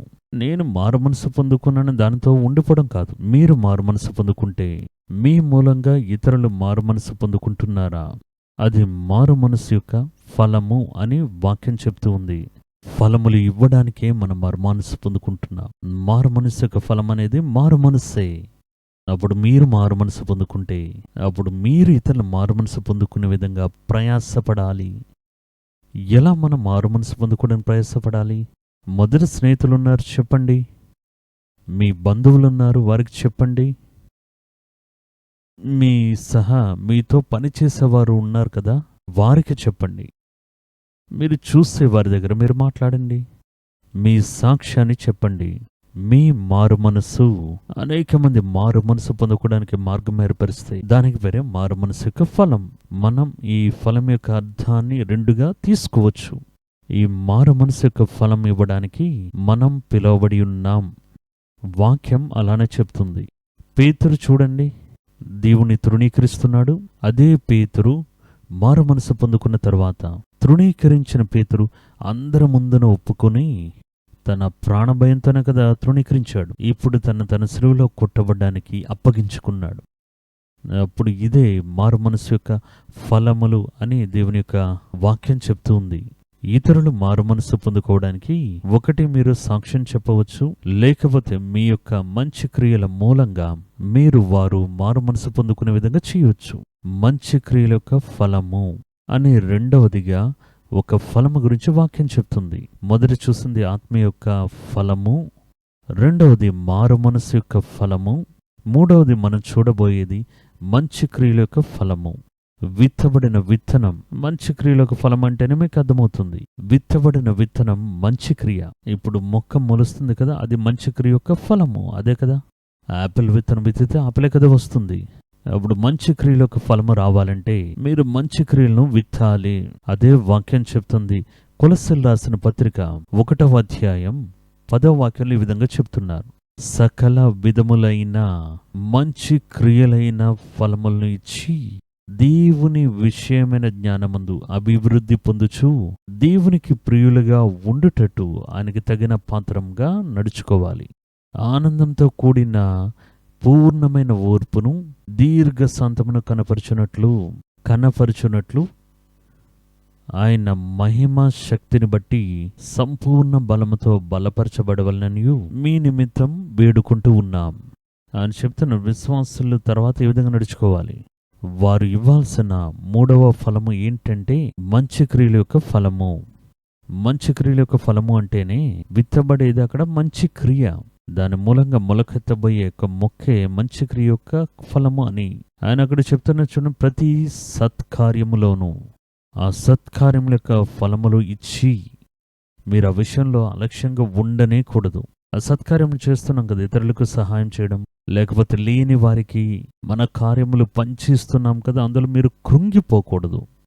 అదే మిమ్మల్ని ఆత్మీయ కార్యాల్లో ఫలములు ఇచ్చే విధంగా చేస్తుంది. అక్కడ ఏం జరుగుతుందో చూడండి. సకల విధములైన సత్కార్యములైన ఫలములు దేవుని విషయమైన జ్ఞానమందు మీరు అభివృద్ధి పొందుకునే విధంగా చేస్తుంది. దేవుని గురించి తెలుసుకున్న జ్ఞానమందు చూడండి, వాక్యంలో మీరు దేవుని తెలుసుకోవచ్చు. మీ ఆత్మీయ అనుభవంలో దేవుని మీరు తెలుసుకోవచ్చు. దేవుని యొక్క చిత్తాన్ని తెలుసుకోవచ్చు. దేవుని యొక్క శబ్దాన్ని తెలుసుకోవచ్చు. దేవుని యొక్క రహస్యాలను మీరు తెలుసుకోవచ్చు. వీటంతటికి మూల కారణం ఏమై ఉందంటే సత్కార్యములైన ఫలములు. కొంతమంది చూడండి, నేను ప్రార్థన చేస్తున్న ఇతరుల గురించి అసలు పట్టించుకోరు. నేను పరిచర్య చేస్తున్న ఇతరుల గురించి కలతే చెందరు. చిన్న విషయం కూడా ఇవ్వరు. నేను ఎప్పుడు దేవునితోనే ఉంటాను. పక్కన ఎవరున్నారు వారిని కూడా నేను చూడను. ఎవరికి నేను ఎటువంటి సహాయం చెయ్యను. అలానే ఉంటే వారిని మీరు చూస్తేనే మీకు అర్థమవుతుంది, వారు దేవుని తెలుసుకునే యొక్క జ్ఞానంలో ఏమీ తెలియని వారిగా ఉంటారు. ఎందుకంటే దేవుని తెలుసుకునే యొక్క జ్ఞానంలో అది మిమ్మల్ని పెంచుతుంది, అది మిమ్మల్ని అభివృద్ధి చేస్తుందని సత్కార్యముల యొక్క ఫలముల గురించి వాక్యం చెప్తుంది. ఒట్టి పరిచర్య చేస్తే సరిపోతుందా? కొన్ని సందర్భాలు చూడండి, దేవుడు దాన్ని అప్రిషియేట్ చేయట్లేదు. నా తర్వాత ఎవరని ఒకడు అడుగుతున్నాడు. అప్పుడు దేవుడు ఒక సంఘటన చెప్తున్నారు. ఒకడు మార్గమధ్యంలో ఒకడు దెబ్బలు పొందుకుని ఉన్నాడు. వాడు దొంగల చేతిలో పడి వాడు వస్తువులను తీసుకుని రోడ్డు మీద వాడిని కొట్టి కొన ఊపిరితో వాడిని వదిలిపెట్టి వెళ్ళిపోయారు. ఆ స్థలంలో ఉదయాన్నే వేకుజామున అది విశ్రాంతి దినంగా ఉంది.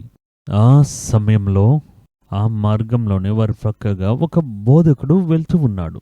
ఈ బోధకుడు విశ్రాంతి దినాన ఎక్కడికి వెళ్తున్నాడని చూస్తే దేవాలయంలో తన యొక్క యాజకత్వ పని నెరవేర్చడానికి వెళ్తున్నాడు. ఆ సమయంలో ఆ వ్యక్తిని చూస్తూ ఉన్నాడు. వాడైతే కొన ఊపిరితో ఉన్నాడు. రక్తం కారుతూ ఉంది.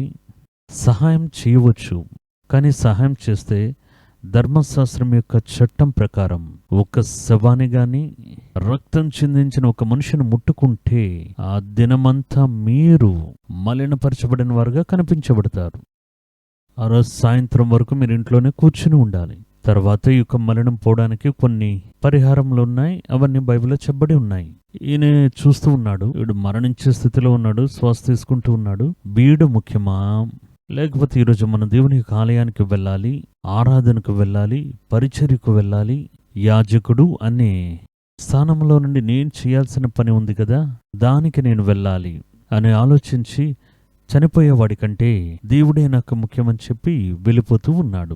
వాడి దృష్టిలో వాడు చేసింది సరిగ్గానే అనిపిస్తుంది, అది సరైనదే.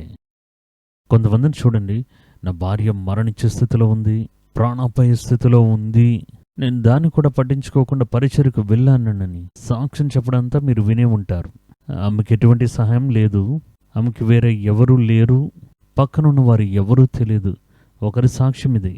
ఆ సమయంలో నేను ఈ గ్రామానికి వెళ్ళి పరిచర్య చేయాలి అని నిర్ణయించుకోవడం వల్ల నేను ఆమెను అలా వదిలిపెట్టి వెళ్ళేశాను అని చెప్తారు. వెంటనే అందరూ కనికరంతో చూస్తారు. దేవుడు మెదిగినకి ఎంత భారం, ఎంత వైరాగ్యం అనుకుంటారు. ఇదే ఈయన కూడా చేశారు. రెండోది, ఒక ప్రవక్త వస్తూ ఉన్నారు. ఆ వ్యక్తి ఎక్కడికి వెళ్తున్నాడు? ఆ రోజు విశ్రాంతి దినం వాక్యంలో చెప్పబడింది. ఆ వ్యక్తి కూడా దేవాలయానికి వెళ్తున్నారు. వెళ్ళి అక్కడ ప్రవచించబోతున్నారు. మార్గమధ్యన చూస్తే ఒక వ్యక్తి రక్తం చెంది ప్రాణం ఉందో లేదో కూడా తెలియట్లేదు. చూడగానే స్టన్ అవుతున్నాడు. ఆ మార్గం తొలగిపోయాడట. కొంతమంది చూస్తే యాక్సిడెంట్ అవుతే దూరంగా వెళ్ళి పారిపోతుంటారు. మనకెందుకు ఈ సమస్య అని. అదేవిధంగా వాడు ఆ స్థలాన్ని విడిచిపెట్టి వెళ్ళిపోయాడు. వాడి యొక్క దృష్టిలో కూడా వాడు చేసింది సరే. ఇదే ఒక వ్యక్తి ఒక గురువారం పడి ఉంటే, ఒక శుక్రవారం పడిపోయి ఉంటే ఏం చేస్తాడో మనకు తెలియదు. కానీ ఈరోజు ఆరాధన దినం, విశ్రాంతి దినం, మనం దేవుని యొక్క ఆలయానికి వెళ్ళాలి. అలాగైతే నేను వీడిని ముడితే మలనేమైపోతాను, నేను వెళ్ళలేను, కాబట్టి నేను తొలగి వెళ్ళిపోతాను అని చెప్పి వెళ్ళిపోతున్నాడు. మన మనుషులైతే ఆ సమయంలో ఒక సిలువ వేసి ప్రార్థన చేసి వెళ్ళిపోయి ఉంటారు. కానీ దాని తర్వాత ఒక సమరయుడు వస్తూ ఉన్నాడు. ఆ సమరయుడు వాడిని చూసేటప్పుడు కూర్చుని వాడిని నిలబెట్టి వాడి గాయములన్నీ కడిగి గాయానికి ద్రాక్షరసం నూనెను పూసి వాడిని ఒక సత్రమునకు తీసుకుని వెళ్ళి అక్కడ చేర్చి వాడు రావడం మనం చూస్తూ ఉన్నాం. ఒకవేళ వాడు కూడా దేవాలయంకి వెళ్తూ ఉండొచ్చు. సమరయులకు దేవాలయం లేకపోవడం వల్ల వారు దేవుని ఆరాధించడానికి యెరూషలేము దేవాలయానికి వస్తారు. వీరైతే ఊర్లో ఉన్నారు కాబట్టి అక్కడికే వెళ్తుంటారు. కానీ వీరైతే సమరయ నుండి రావాలి. అంత ప్రయాసపడి ఒకవేళ వచ్చి ఉండొచ్చు, వాక్యాలలో చెప్పలేదు, ఒకవేళ వచ్చి ఉండొచ్చు, వాడు కూడా ఆ మార్గంలో దేవాలయం వైపు వెళ్తూ ఉండొచ్చు. కానీ వాడి యొక్క మనసులో వాడు కనికరించి ఇతడికి సాయం చేస్తుంది. యేసు ఇప్పుడు ప్రశ్నిస్తూ ఉన్నారు, ఆ దెబ్బలు పొందుకున్న వాడికి ఎప్పుడు స్నేహితుడిగా ఉన్నాడని. అప్పుడు వారు చెప్తూ ఉన్నది, సహాయం చేసిన సమరయుడు ఉన్నాడు కదా, వాడే ఆయనకు సహాయకారి, వాడే ఆయన యొక్క గాయానికి మందు పెట్టాడు అని యేసు చెప్తున్నారు. అని ఆ వ్యక్తి చెప్పగానే నువ్వు వెళ్ళి అదే విధంగా చేయని యేసు చెప్తున్నారు. అప్పుడు దేవుడు దేన్ని అప్రిషియేట్ చేస్తున్నారు అంటే, మీరు పరిచర్యకు, నేను చెప్పాను కదా, ఆ గ్రామ పరిచర్యకు తర్వాత దినం కూడా వెళ్ళవచ్చు. ఆ గ్రామం మీద నాశనం అయిపోతుందా, అగ్ని కుమ్మరించబడుతుందా? కానీ ఇక్కడ భార్య మరణంతో పోరాడుతూ ఉంది కదా. అక్కడ ఉన్నవారు ఎవరు తెలియదు, ఈ మనిషిని నమ్మే వచ్చి ఉన్నారు. అదేదో గొప్ప విషయంగా చెప్పి దానిలో కానుకలు సపరేట్ చేసి, డబ్బులన్నీ సపరేట్లు చేసి, తనేదో వైరాగ్యం గలవాడని చెప్పి అంతస్తులు కట్టి ఇవన్నీ చేస్తూ ఉన్నాడు. మనం చూస్తున్నాం, అందులోకి మనం వెళ్ళవద్దు. యాజకుడు అదే విధంగా వెళ్ళాడు, మంచిదే. ప్రవక్త కూడా అదే విధంగా వెళ్ళాడు, దేవుడి మీద ప్రేమతో వెళ్ళాడు, అది మంచిదే. కానీ దేవుడు అభినందించే ప్రేమ సత్కార్యం అండి. దేవుడు దీన్ని అప్రిషియేట్ చేస్తున్నారు చూడండి. వారిని దేవుడు దండించలేదు, వాడు అలా చేసాడే మోసగాడు అని చెప్పి తిట్టలేదు, శపించను లేదు. కానీ దేవుడు ఈ వ్యక్తిని అభినందించారు. అదే మనం అర్థం చేసుకోవాలి. అప్పుడు ఈ సమయరుడు అనేవాడు సహాయం చేసేవాడిని సూచిస్తున్నాడు. అదే విధంగా మీరు చేయండి అనేది దేవుడు ఈ స్థలంలో మనకు నేర్పిస్తూ ఉన్నారు. వాడు ఎవరో ఏ స్థలమో తెలియదు. మీరు ఎందుకు వచ్చారో, ఎందుకు వెళ్తున్నారో, మీకేం పని ఉందో తెలియదు. మీ ప్రయాణం యొక్క ఉద్దేశం కూడా తెలియదు. మీరు ఎందు గురించి అక్కడ అరణ్య మార్గంలో వెళ్తూ ఉన్నారో తెలియదు. వారికి ఒక అవసరత ఉన్న విధంగా ఈ సమరుడికి ఒక అవసరత ఉంటే కదా నా ప్రయాణం చేస్తాడు. దాన్ని కూడా బ్రేక్ చేస్తూ ఒక మనిషికి సహాయం చేశాడే, దానిని దేవుడు ఇతరుల్ని స్నేహించడం, ఇతరుల్ని ప్రేమించడం అనే విషయాన్ని యేసు మనకు నేర్పిస్తూ ఉన్నారు. అప్పుడు ఈ సత్క్రియలు అనేవి చాలా ముఖ్యం. ఒక ప్రసంగం చేస్తున్నాం, బైబిల్ వాక్యాన్ని ధ్యానిస్తూ ఉన్నాం, ఇతరులకు చెప్తున్నాం, ఇవన్నీ మంచి క్రియలే. దానికన్నా ఇతరుల మనుషులకందరికీ సరైన సమయంలో సాయం చేస్తున్నాం చూడండి, అది సత్కార్యం. అది సత్కార్యం యొక్క ఫలము అని వాక్యం చెప్తూ ఉంది. అప్పుడు దేవుని యొక్క వాక్యంలో మనం దీన్ని చదివి చూస్తున్నాం. ఆయన ఏం చెప్తున్నారంటే, ఆ కొలస్సీయులకు రాసిన పత్రిక 1వ అధ్యాయం 10వ వాక్యంలో, సకల సత్కార్యముల్లో సఫలగుచు దేవుని విషయమైన జ్ఞానమందు అభివృద్ధి పొందుచు. అప్పుడు దేవుని విషయమైన జ్ఞానమందు మీరు అభివృద్ధి పొందుకుని మిమ్మల్ని ప్రేరేపించింది ఏంటని అడిగితే, మీరు చేసిన సత్కార్యములనే ఫలములు. అన్ని విషయంలో ప్రభువుని సంతోషపెట్టినట్లు ఆయనకు తగినట్టుగా నడుచుకోవడం, అదే చాలా ముఖ్యం. ఇప్పుడు నేను చెప్పాను కదా, యాజకులు వాడు భక్తితోనే వెళ్ళారు, దేవుడు దాన్ని కూడా చూశారు. ఇంకొకటి దాటి వెళ్ళాడు, ఒక ప్రాఫెట్, దీర్ఘదర్శి, వాడు కూడా దేవుడి యొక్క విషయమై గమనం ఉంచి వెళ్ళాడు. కానీ దేవుడు మూడోదిగా వచ్చాడు చూడండి, వాడి మీదే దేవుడి యొక్క ఇష్టం వచ్చింది. చూసారా, దెబ్బలు పొందుకుని ప్రాణం గురించి పోరాడుతున్న ఒక మనిషికి సాయం చేశాడు కదా. ఇతరులు వారి యొక్క బాధ్యత నెరవేర్చారు.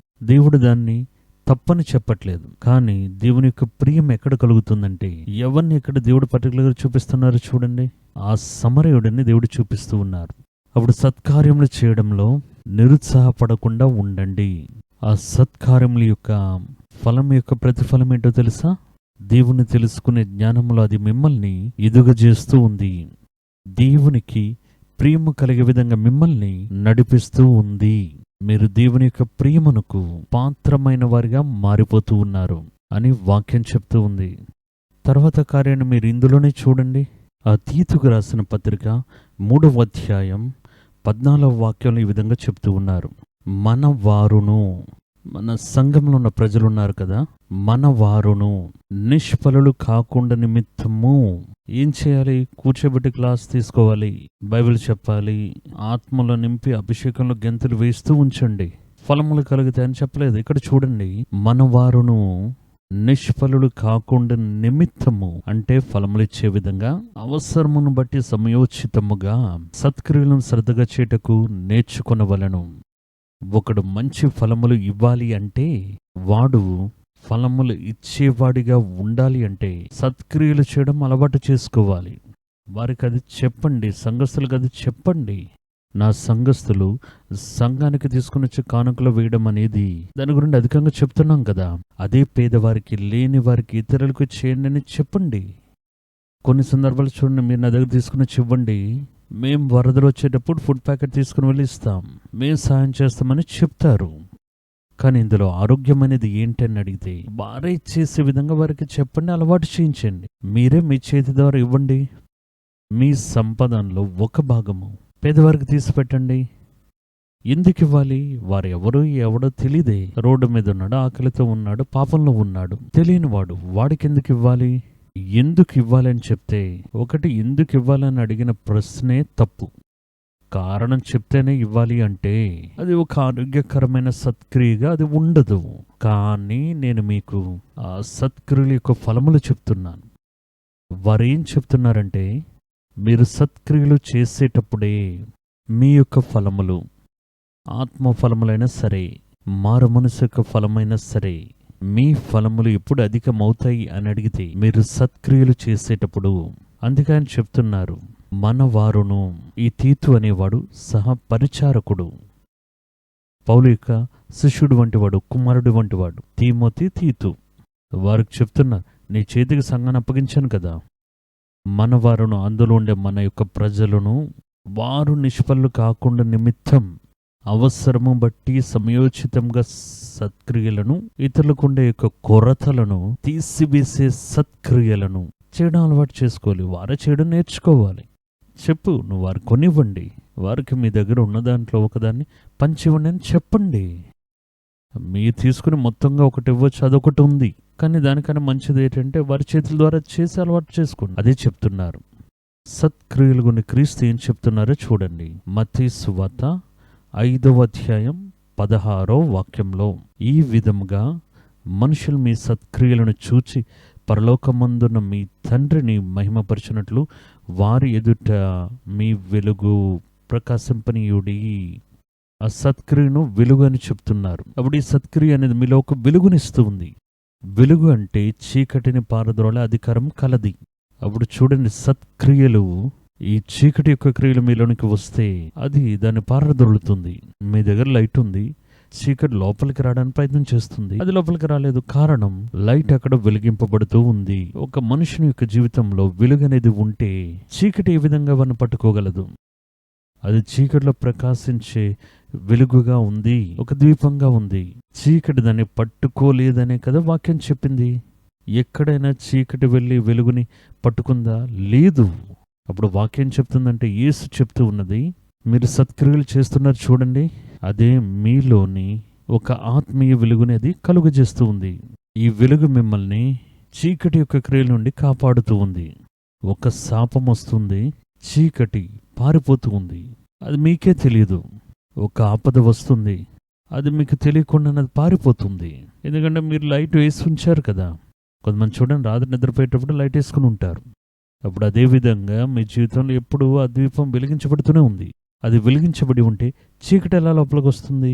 చీకటి రాదు, అది తొలగిపోతుంది, అది మీకు తెలియకుండానే పోతుంది.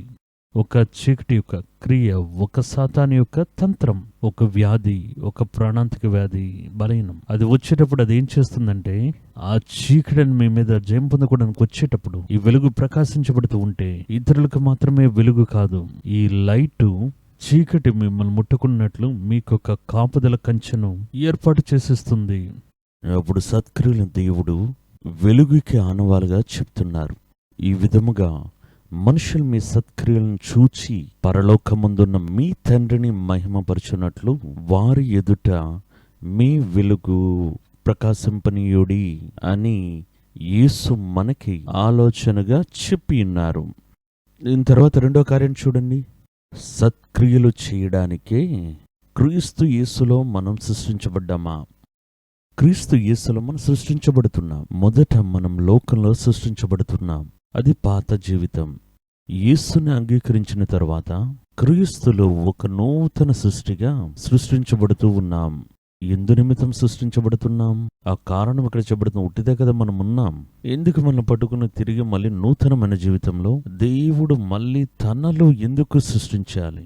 ఎఫెసీయులకు రాసిన పత్రిక 2వ అధ్యాయం 10లో ఈ విధంగా చెప్పబడింది. ఎందుకంటే సత్క్రియలు చేయుటకై మనము క్రీస్తు యేసునందు సృష్టింపబడిన వారమై ఆయన చేసిన పని అయి ఉన్నాము.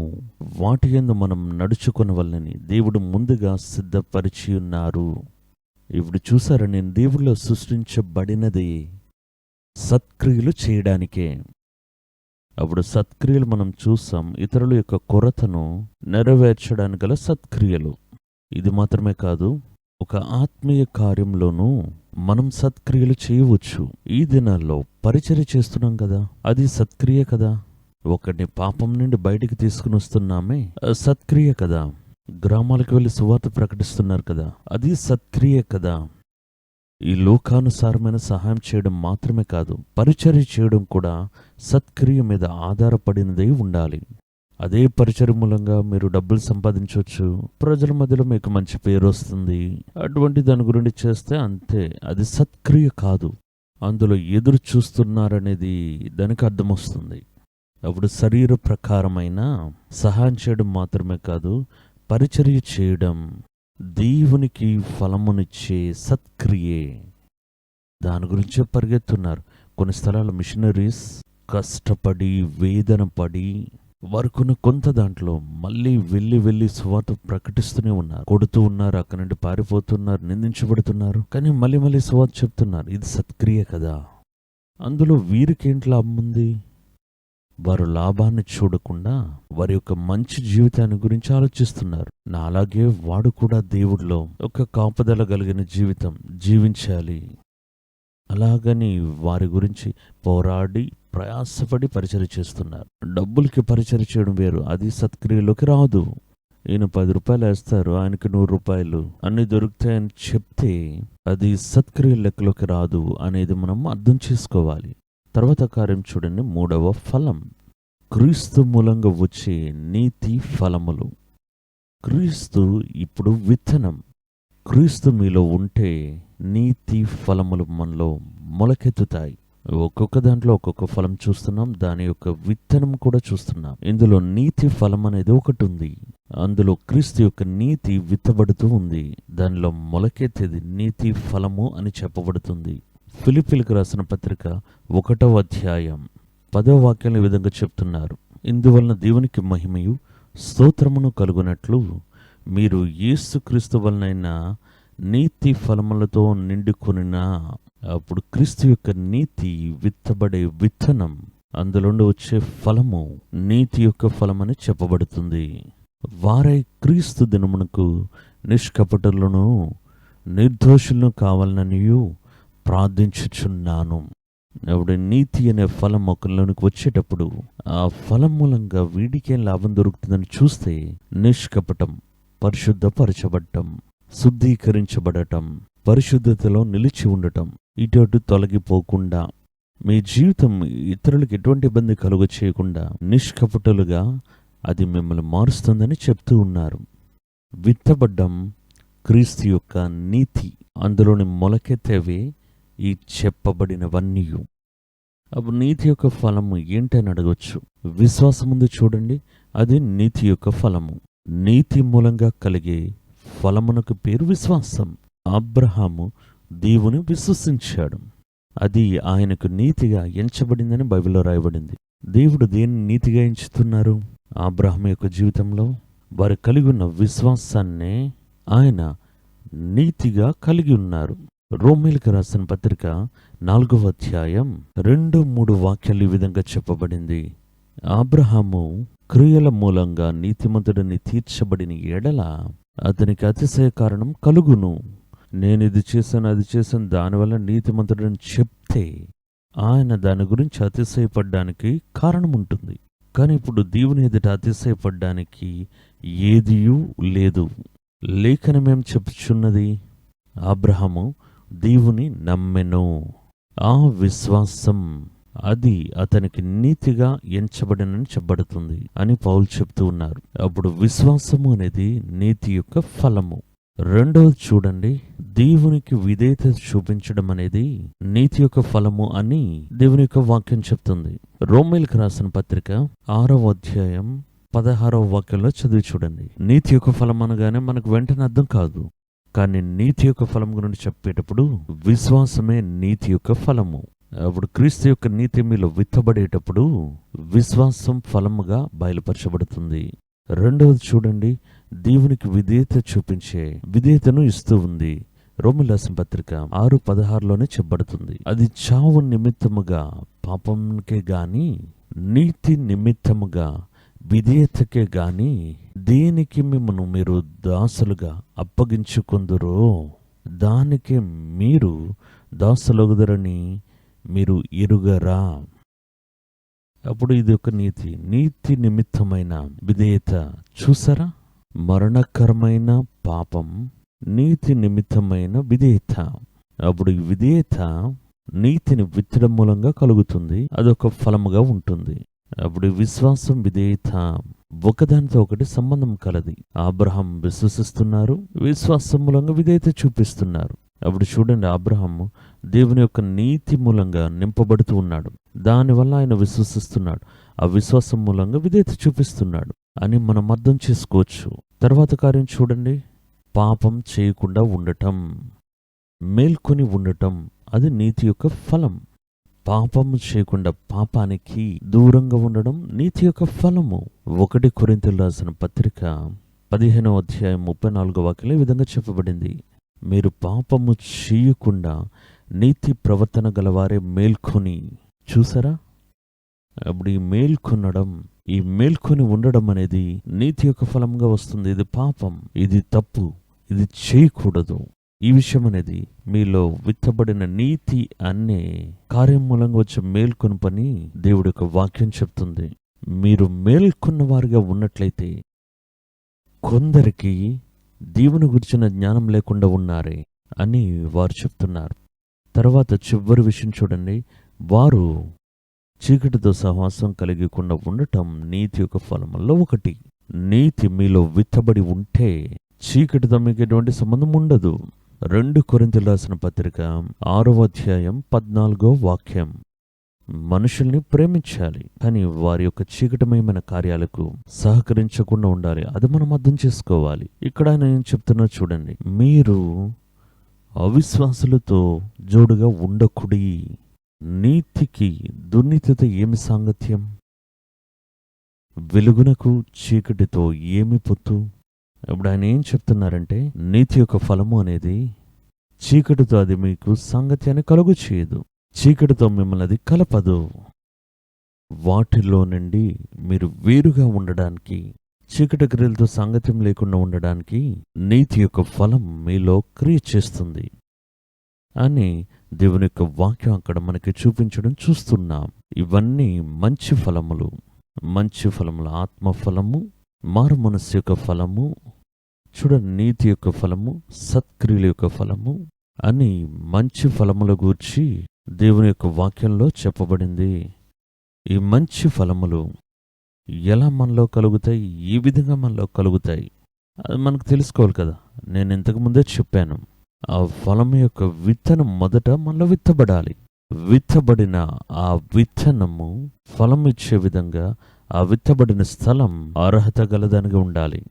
దేవుని దగ్గర మనం అడిగేటప్పుడు రక్షణ అనేది అందరికీ ఇస్తూనే ఉన్నారు, ఆత్మ యొక్క పరిపూర్ణత అందరికీ ఇస్తున్నారు, ఆత్మ అనే యొక్క విత్తనమును అందరిలోనే పెడుతున్నారు, వాక్యం అనే విత్తనాన్ని కూడా వేస్తూ ఉన్నారు. కానీ అందరిలో అది మొలకెత్తట్లేదు అంటే విత్తనంలో తప్పు లేదు, పడిన స్థలంలోనే తప్పనేది ఉంది. మొదటి దాన్ని మీరు సరిచేయాలి. ఈ దేవుని యొక్క వాక్యం చెప్తూ ఉంది, మనకి ఎప్పుడు ఫలములు కలుగుతూ ఉన్నాయి. మొదటి కార్యం, క్రీస్తులో నిలిచి ఉన్నట్లయితే ఫలములు కలుగుతాయి. ఒక విత్తనం ఒక స్థలంలో విత్తబడి ఆ స్థలములో నిరంతరంగా నిలిచి ఉండాలి. ఫలము ఇచ్చేంత వరకు అది నిలిచి ఉండాలి, అప్పుడే అది ఫలములు ఇస్తుంది. అప్పుడు ఒక విత్తనం అనేది విత్తబడి మీరు 10 దినాల తర్వాత చూస్తున్నారు విత్తనం ఎక్కడా అని, అది ఏం మొలకెత్తలేదు, అది మీకు కనిపించలేదు.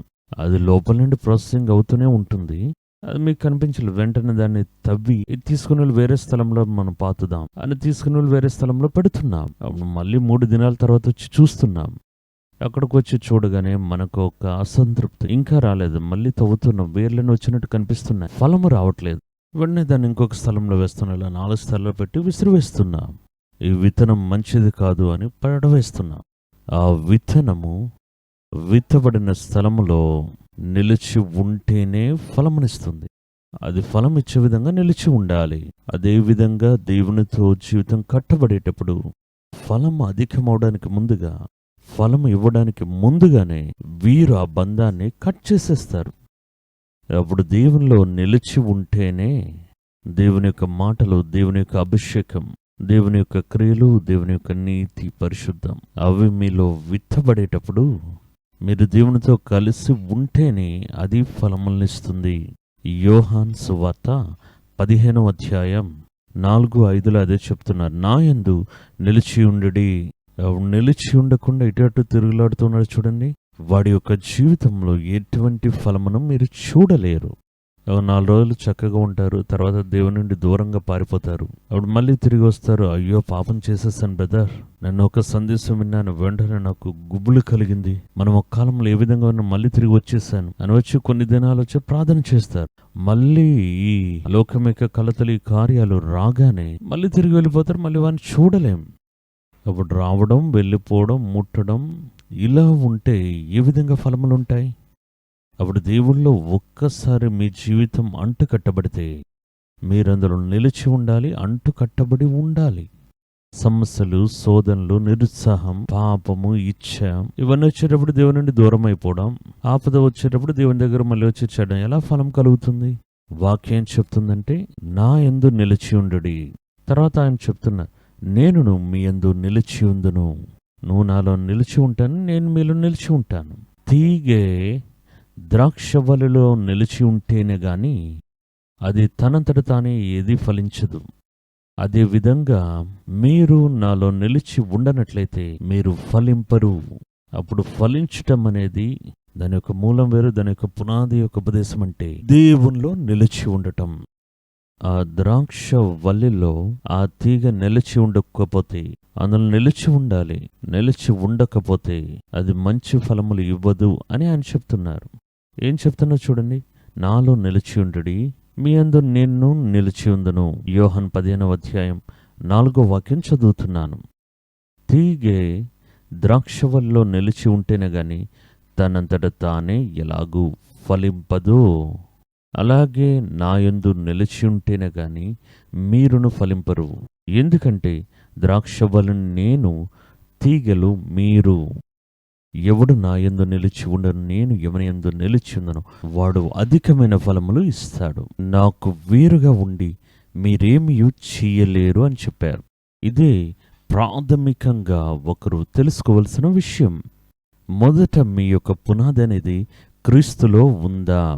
క్రీస్తులో మనం అంట కట్టబడి ఉన్నామా? ఆ కట్టబడిన కార్యంలో మనం నిలిచి ఉన్నామా? కొన్ని దినాలు ఉండడం, కొన్ని దినాలు తొలగిపోవడం, కొన్ని దినాలు కట్టి ఉండడం, అది కాదు. నిలిచి ఉంటే అప్పుడే ఆ ఫలములు అనేవి కలుగుతాయి. వాడు నా యందు నిలిచి ఉంటే మంచి ఫలములు మాత్రమే కాదు, బహుగా ఫలిస్తాడట. అదే దేవుడు చెప్తున్నారు. రెండో కార్యం చూడండి, ఇంకా కొన్ని కార్యాలను వాక్యం చెప్తుంది. ఫలించడానికి మనం ఏం చేయాలి? 2 పేతురు రాసిన పత్రిక 1వ అధ్యాయం 4 నుండి కొన్ని వాక్యములు. అందులో పేతురు చెప్తున్న చూడండి, ఈచ్ఛ మూలంగా కలుగు కీడు నుండి తప్పించబడి, ఈచ్ఛ మూలంగా ఈ లోకంలో కలిగే కీడుల నుండి తప్పించబడి దైవ స్వభావమందు పాలివారొగనట్లు అమూల్యములములను అత్యధికములైన వాగ్దానములు మనకి అనుగ్రహించబడి ఉన్నాయి. ఈ హేతువు చేతనే మీ మటుకు మీరు పూర్ణ జాగ్రత్త గలవారై మీ విశ్వాసమునందు ధైర్యమును, ధైర్యమునందు జ్ఞానమును, జ్ఞానమునందు ఆశానిగ్రహమును, ఆశానిగ్రహమునందు సహనమును, సహనమునందు దైవభక్తిని, దైవభక్తియందు సహోదర ప్రేమను, సహోదర ప్రేమయందు దయను అమర్చుకొనుడి. ఏదేది కాంబినేట్ చేయాలని ఇక్కడ రాసి ఉన్నారు. ఇవన్నీ కలిపి అమర్చుకోవాలి. ఇవి మీకు కలిగి విస్తరించిన ఎడల, ఇందులో మీరు ఎదిగితే అవి మన ప్రభువైన యేసుక్రీస్తును గుర్చిన అనుభవ జ్ఞాన విషయంలో మిమ్మల్ని సోమరులైన నిష్ఫలులైన కాకుండా చెయ్యును. మీరు ఖచ్చితంగా ఫలం ఇచ్చి తీరుతారు. కానీ ఇవన్నీ మీరు కలిపి ఇవ్వాలి. ఇన్ని విషయాలు మనం కలపాలా? అవును, అమర్చుకోవాలి. ఒక సాధారణమైన ఆహారంలోనే మీరు తింటున్న ఒక కూరకైనా, మీరు తినే ఏ ఆహారంకైనా ఎన్ని వస్తువులు మీరు కాంబినేట్ చేస్తుంటారు?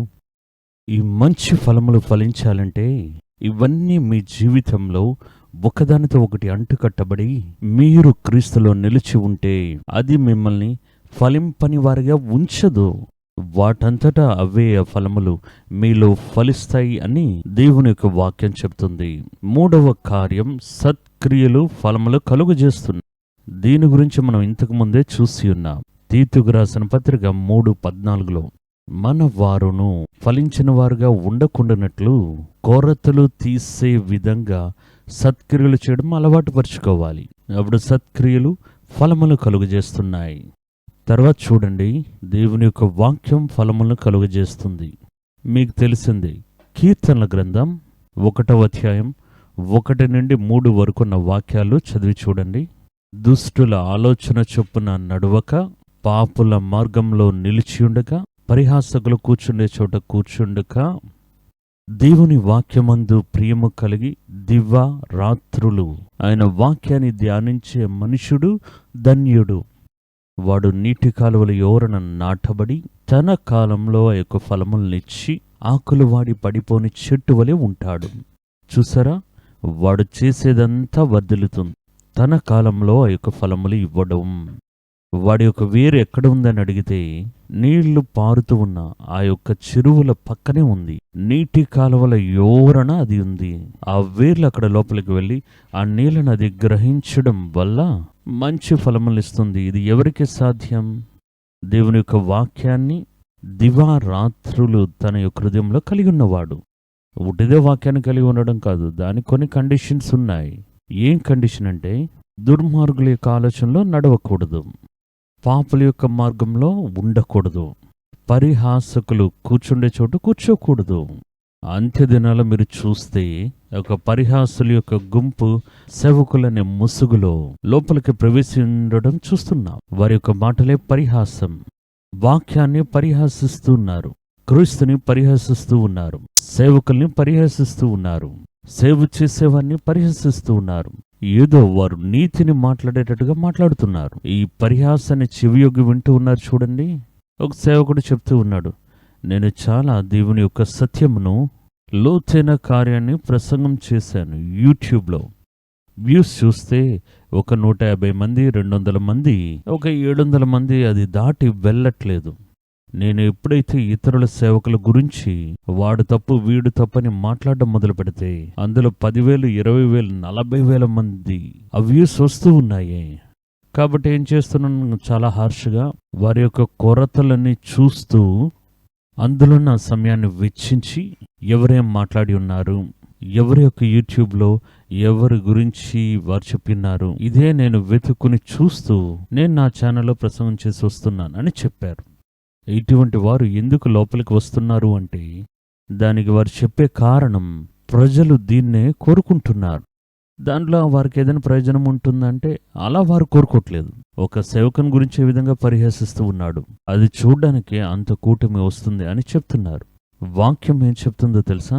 అది ఏదో మనకు సమయం గడిపే విధంగా ఉండొచ్చు, వినడానికి సంతోషంగా ఉండొచ్చు, కానీ పరిహాసకులు కూర్చునే స్థలములో మీరు కూర్చుంటే, అంటే ఆ పరిహాసములో మీరు ఆ విషయంలో పాల్గొంటే, మీరు చదివే యొక్క వాక్యం, మీరు పొందుకున్న యొక్క మాటలు మీలో ఫలములు ఇవ్వదది.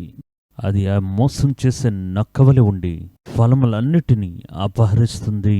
అప్పుడు ఇవన్నీ చేసిన తర్వాతే దేవుడి యొక్క వాక్యం మనలో క్రియలు చేస్తే ఫలములు కూడా అది ఇప్పిస్తుంది.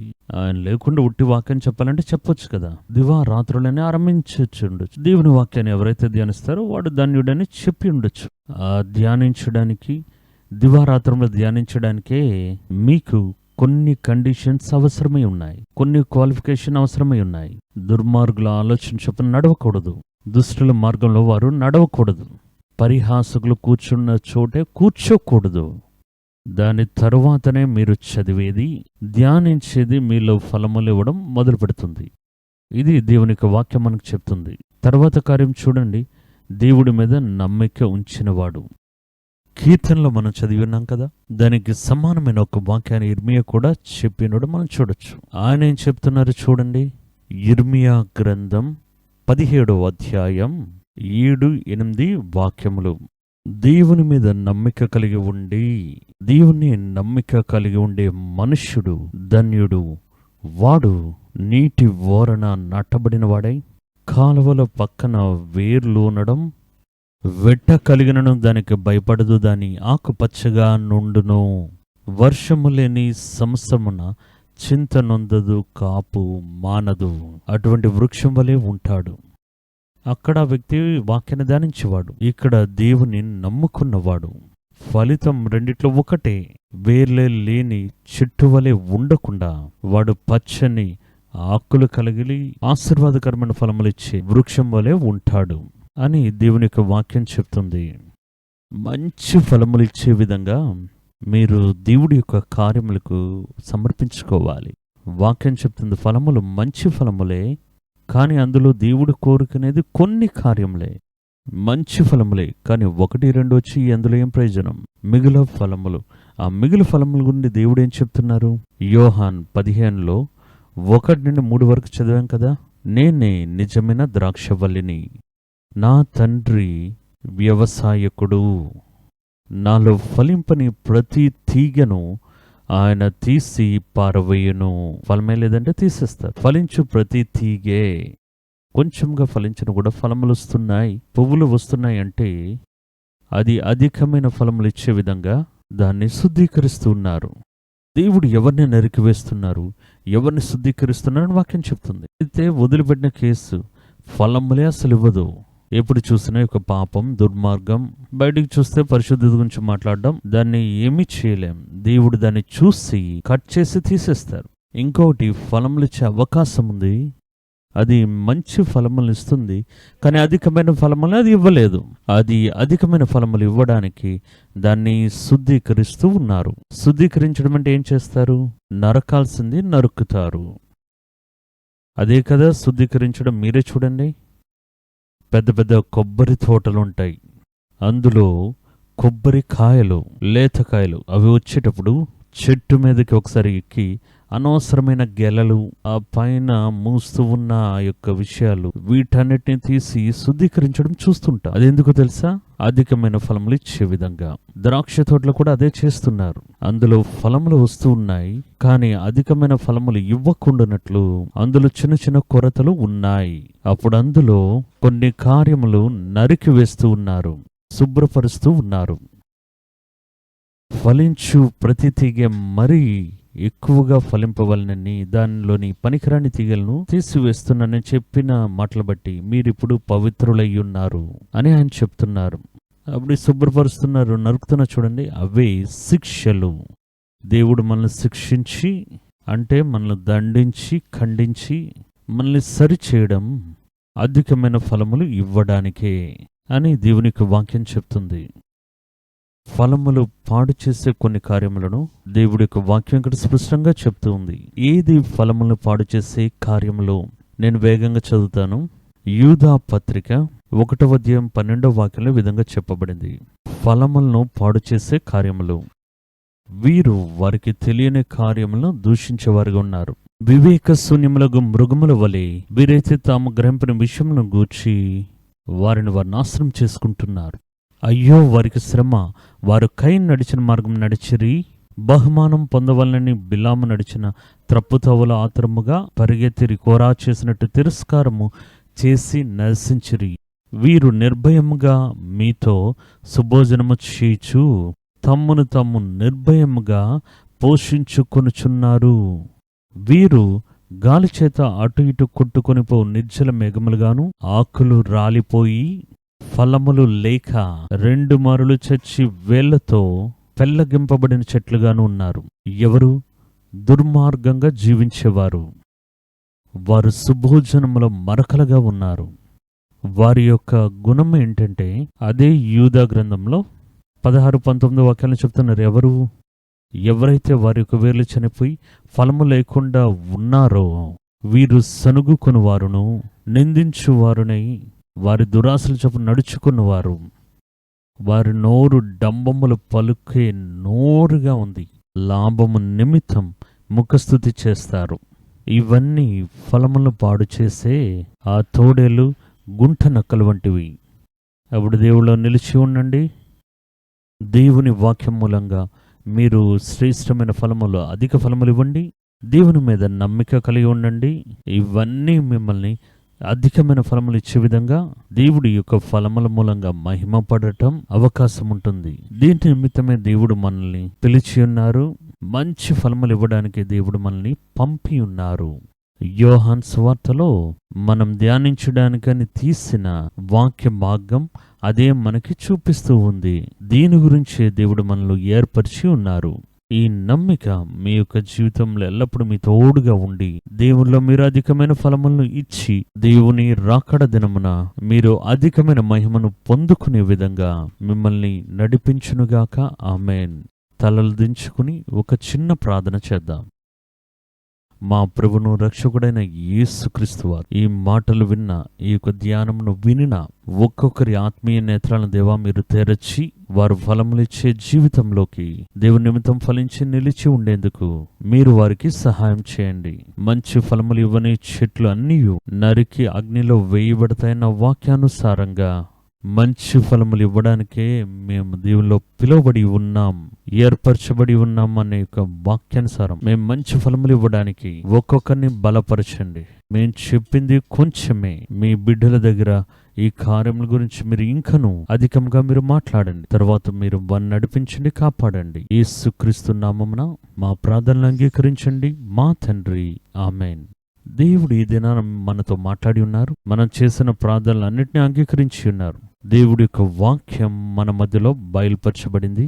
దేవుడు తన యొక్క ఆత్మ పరిపూర్ణతతో మనల్ని నింపి ఆశీర్వదించి ఉన్నారు. ఈ దేవుడు ఎన్నటికీ సదాకాలముల్లో మన దేవుడు మరణం పర్యంతం మనల్ని నడిపిస్తారని వాగ్దానం చేసిన దేవుడు. ఇంకా దేవుడు తన యొక్క కృపలో, కనికరములో మిమ్మల్ని కాపాడునుగాక. ఆమేన్.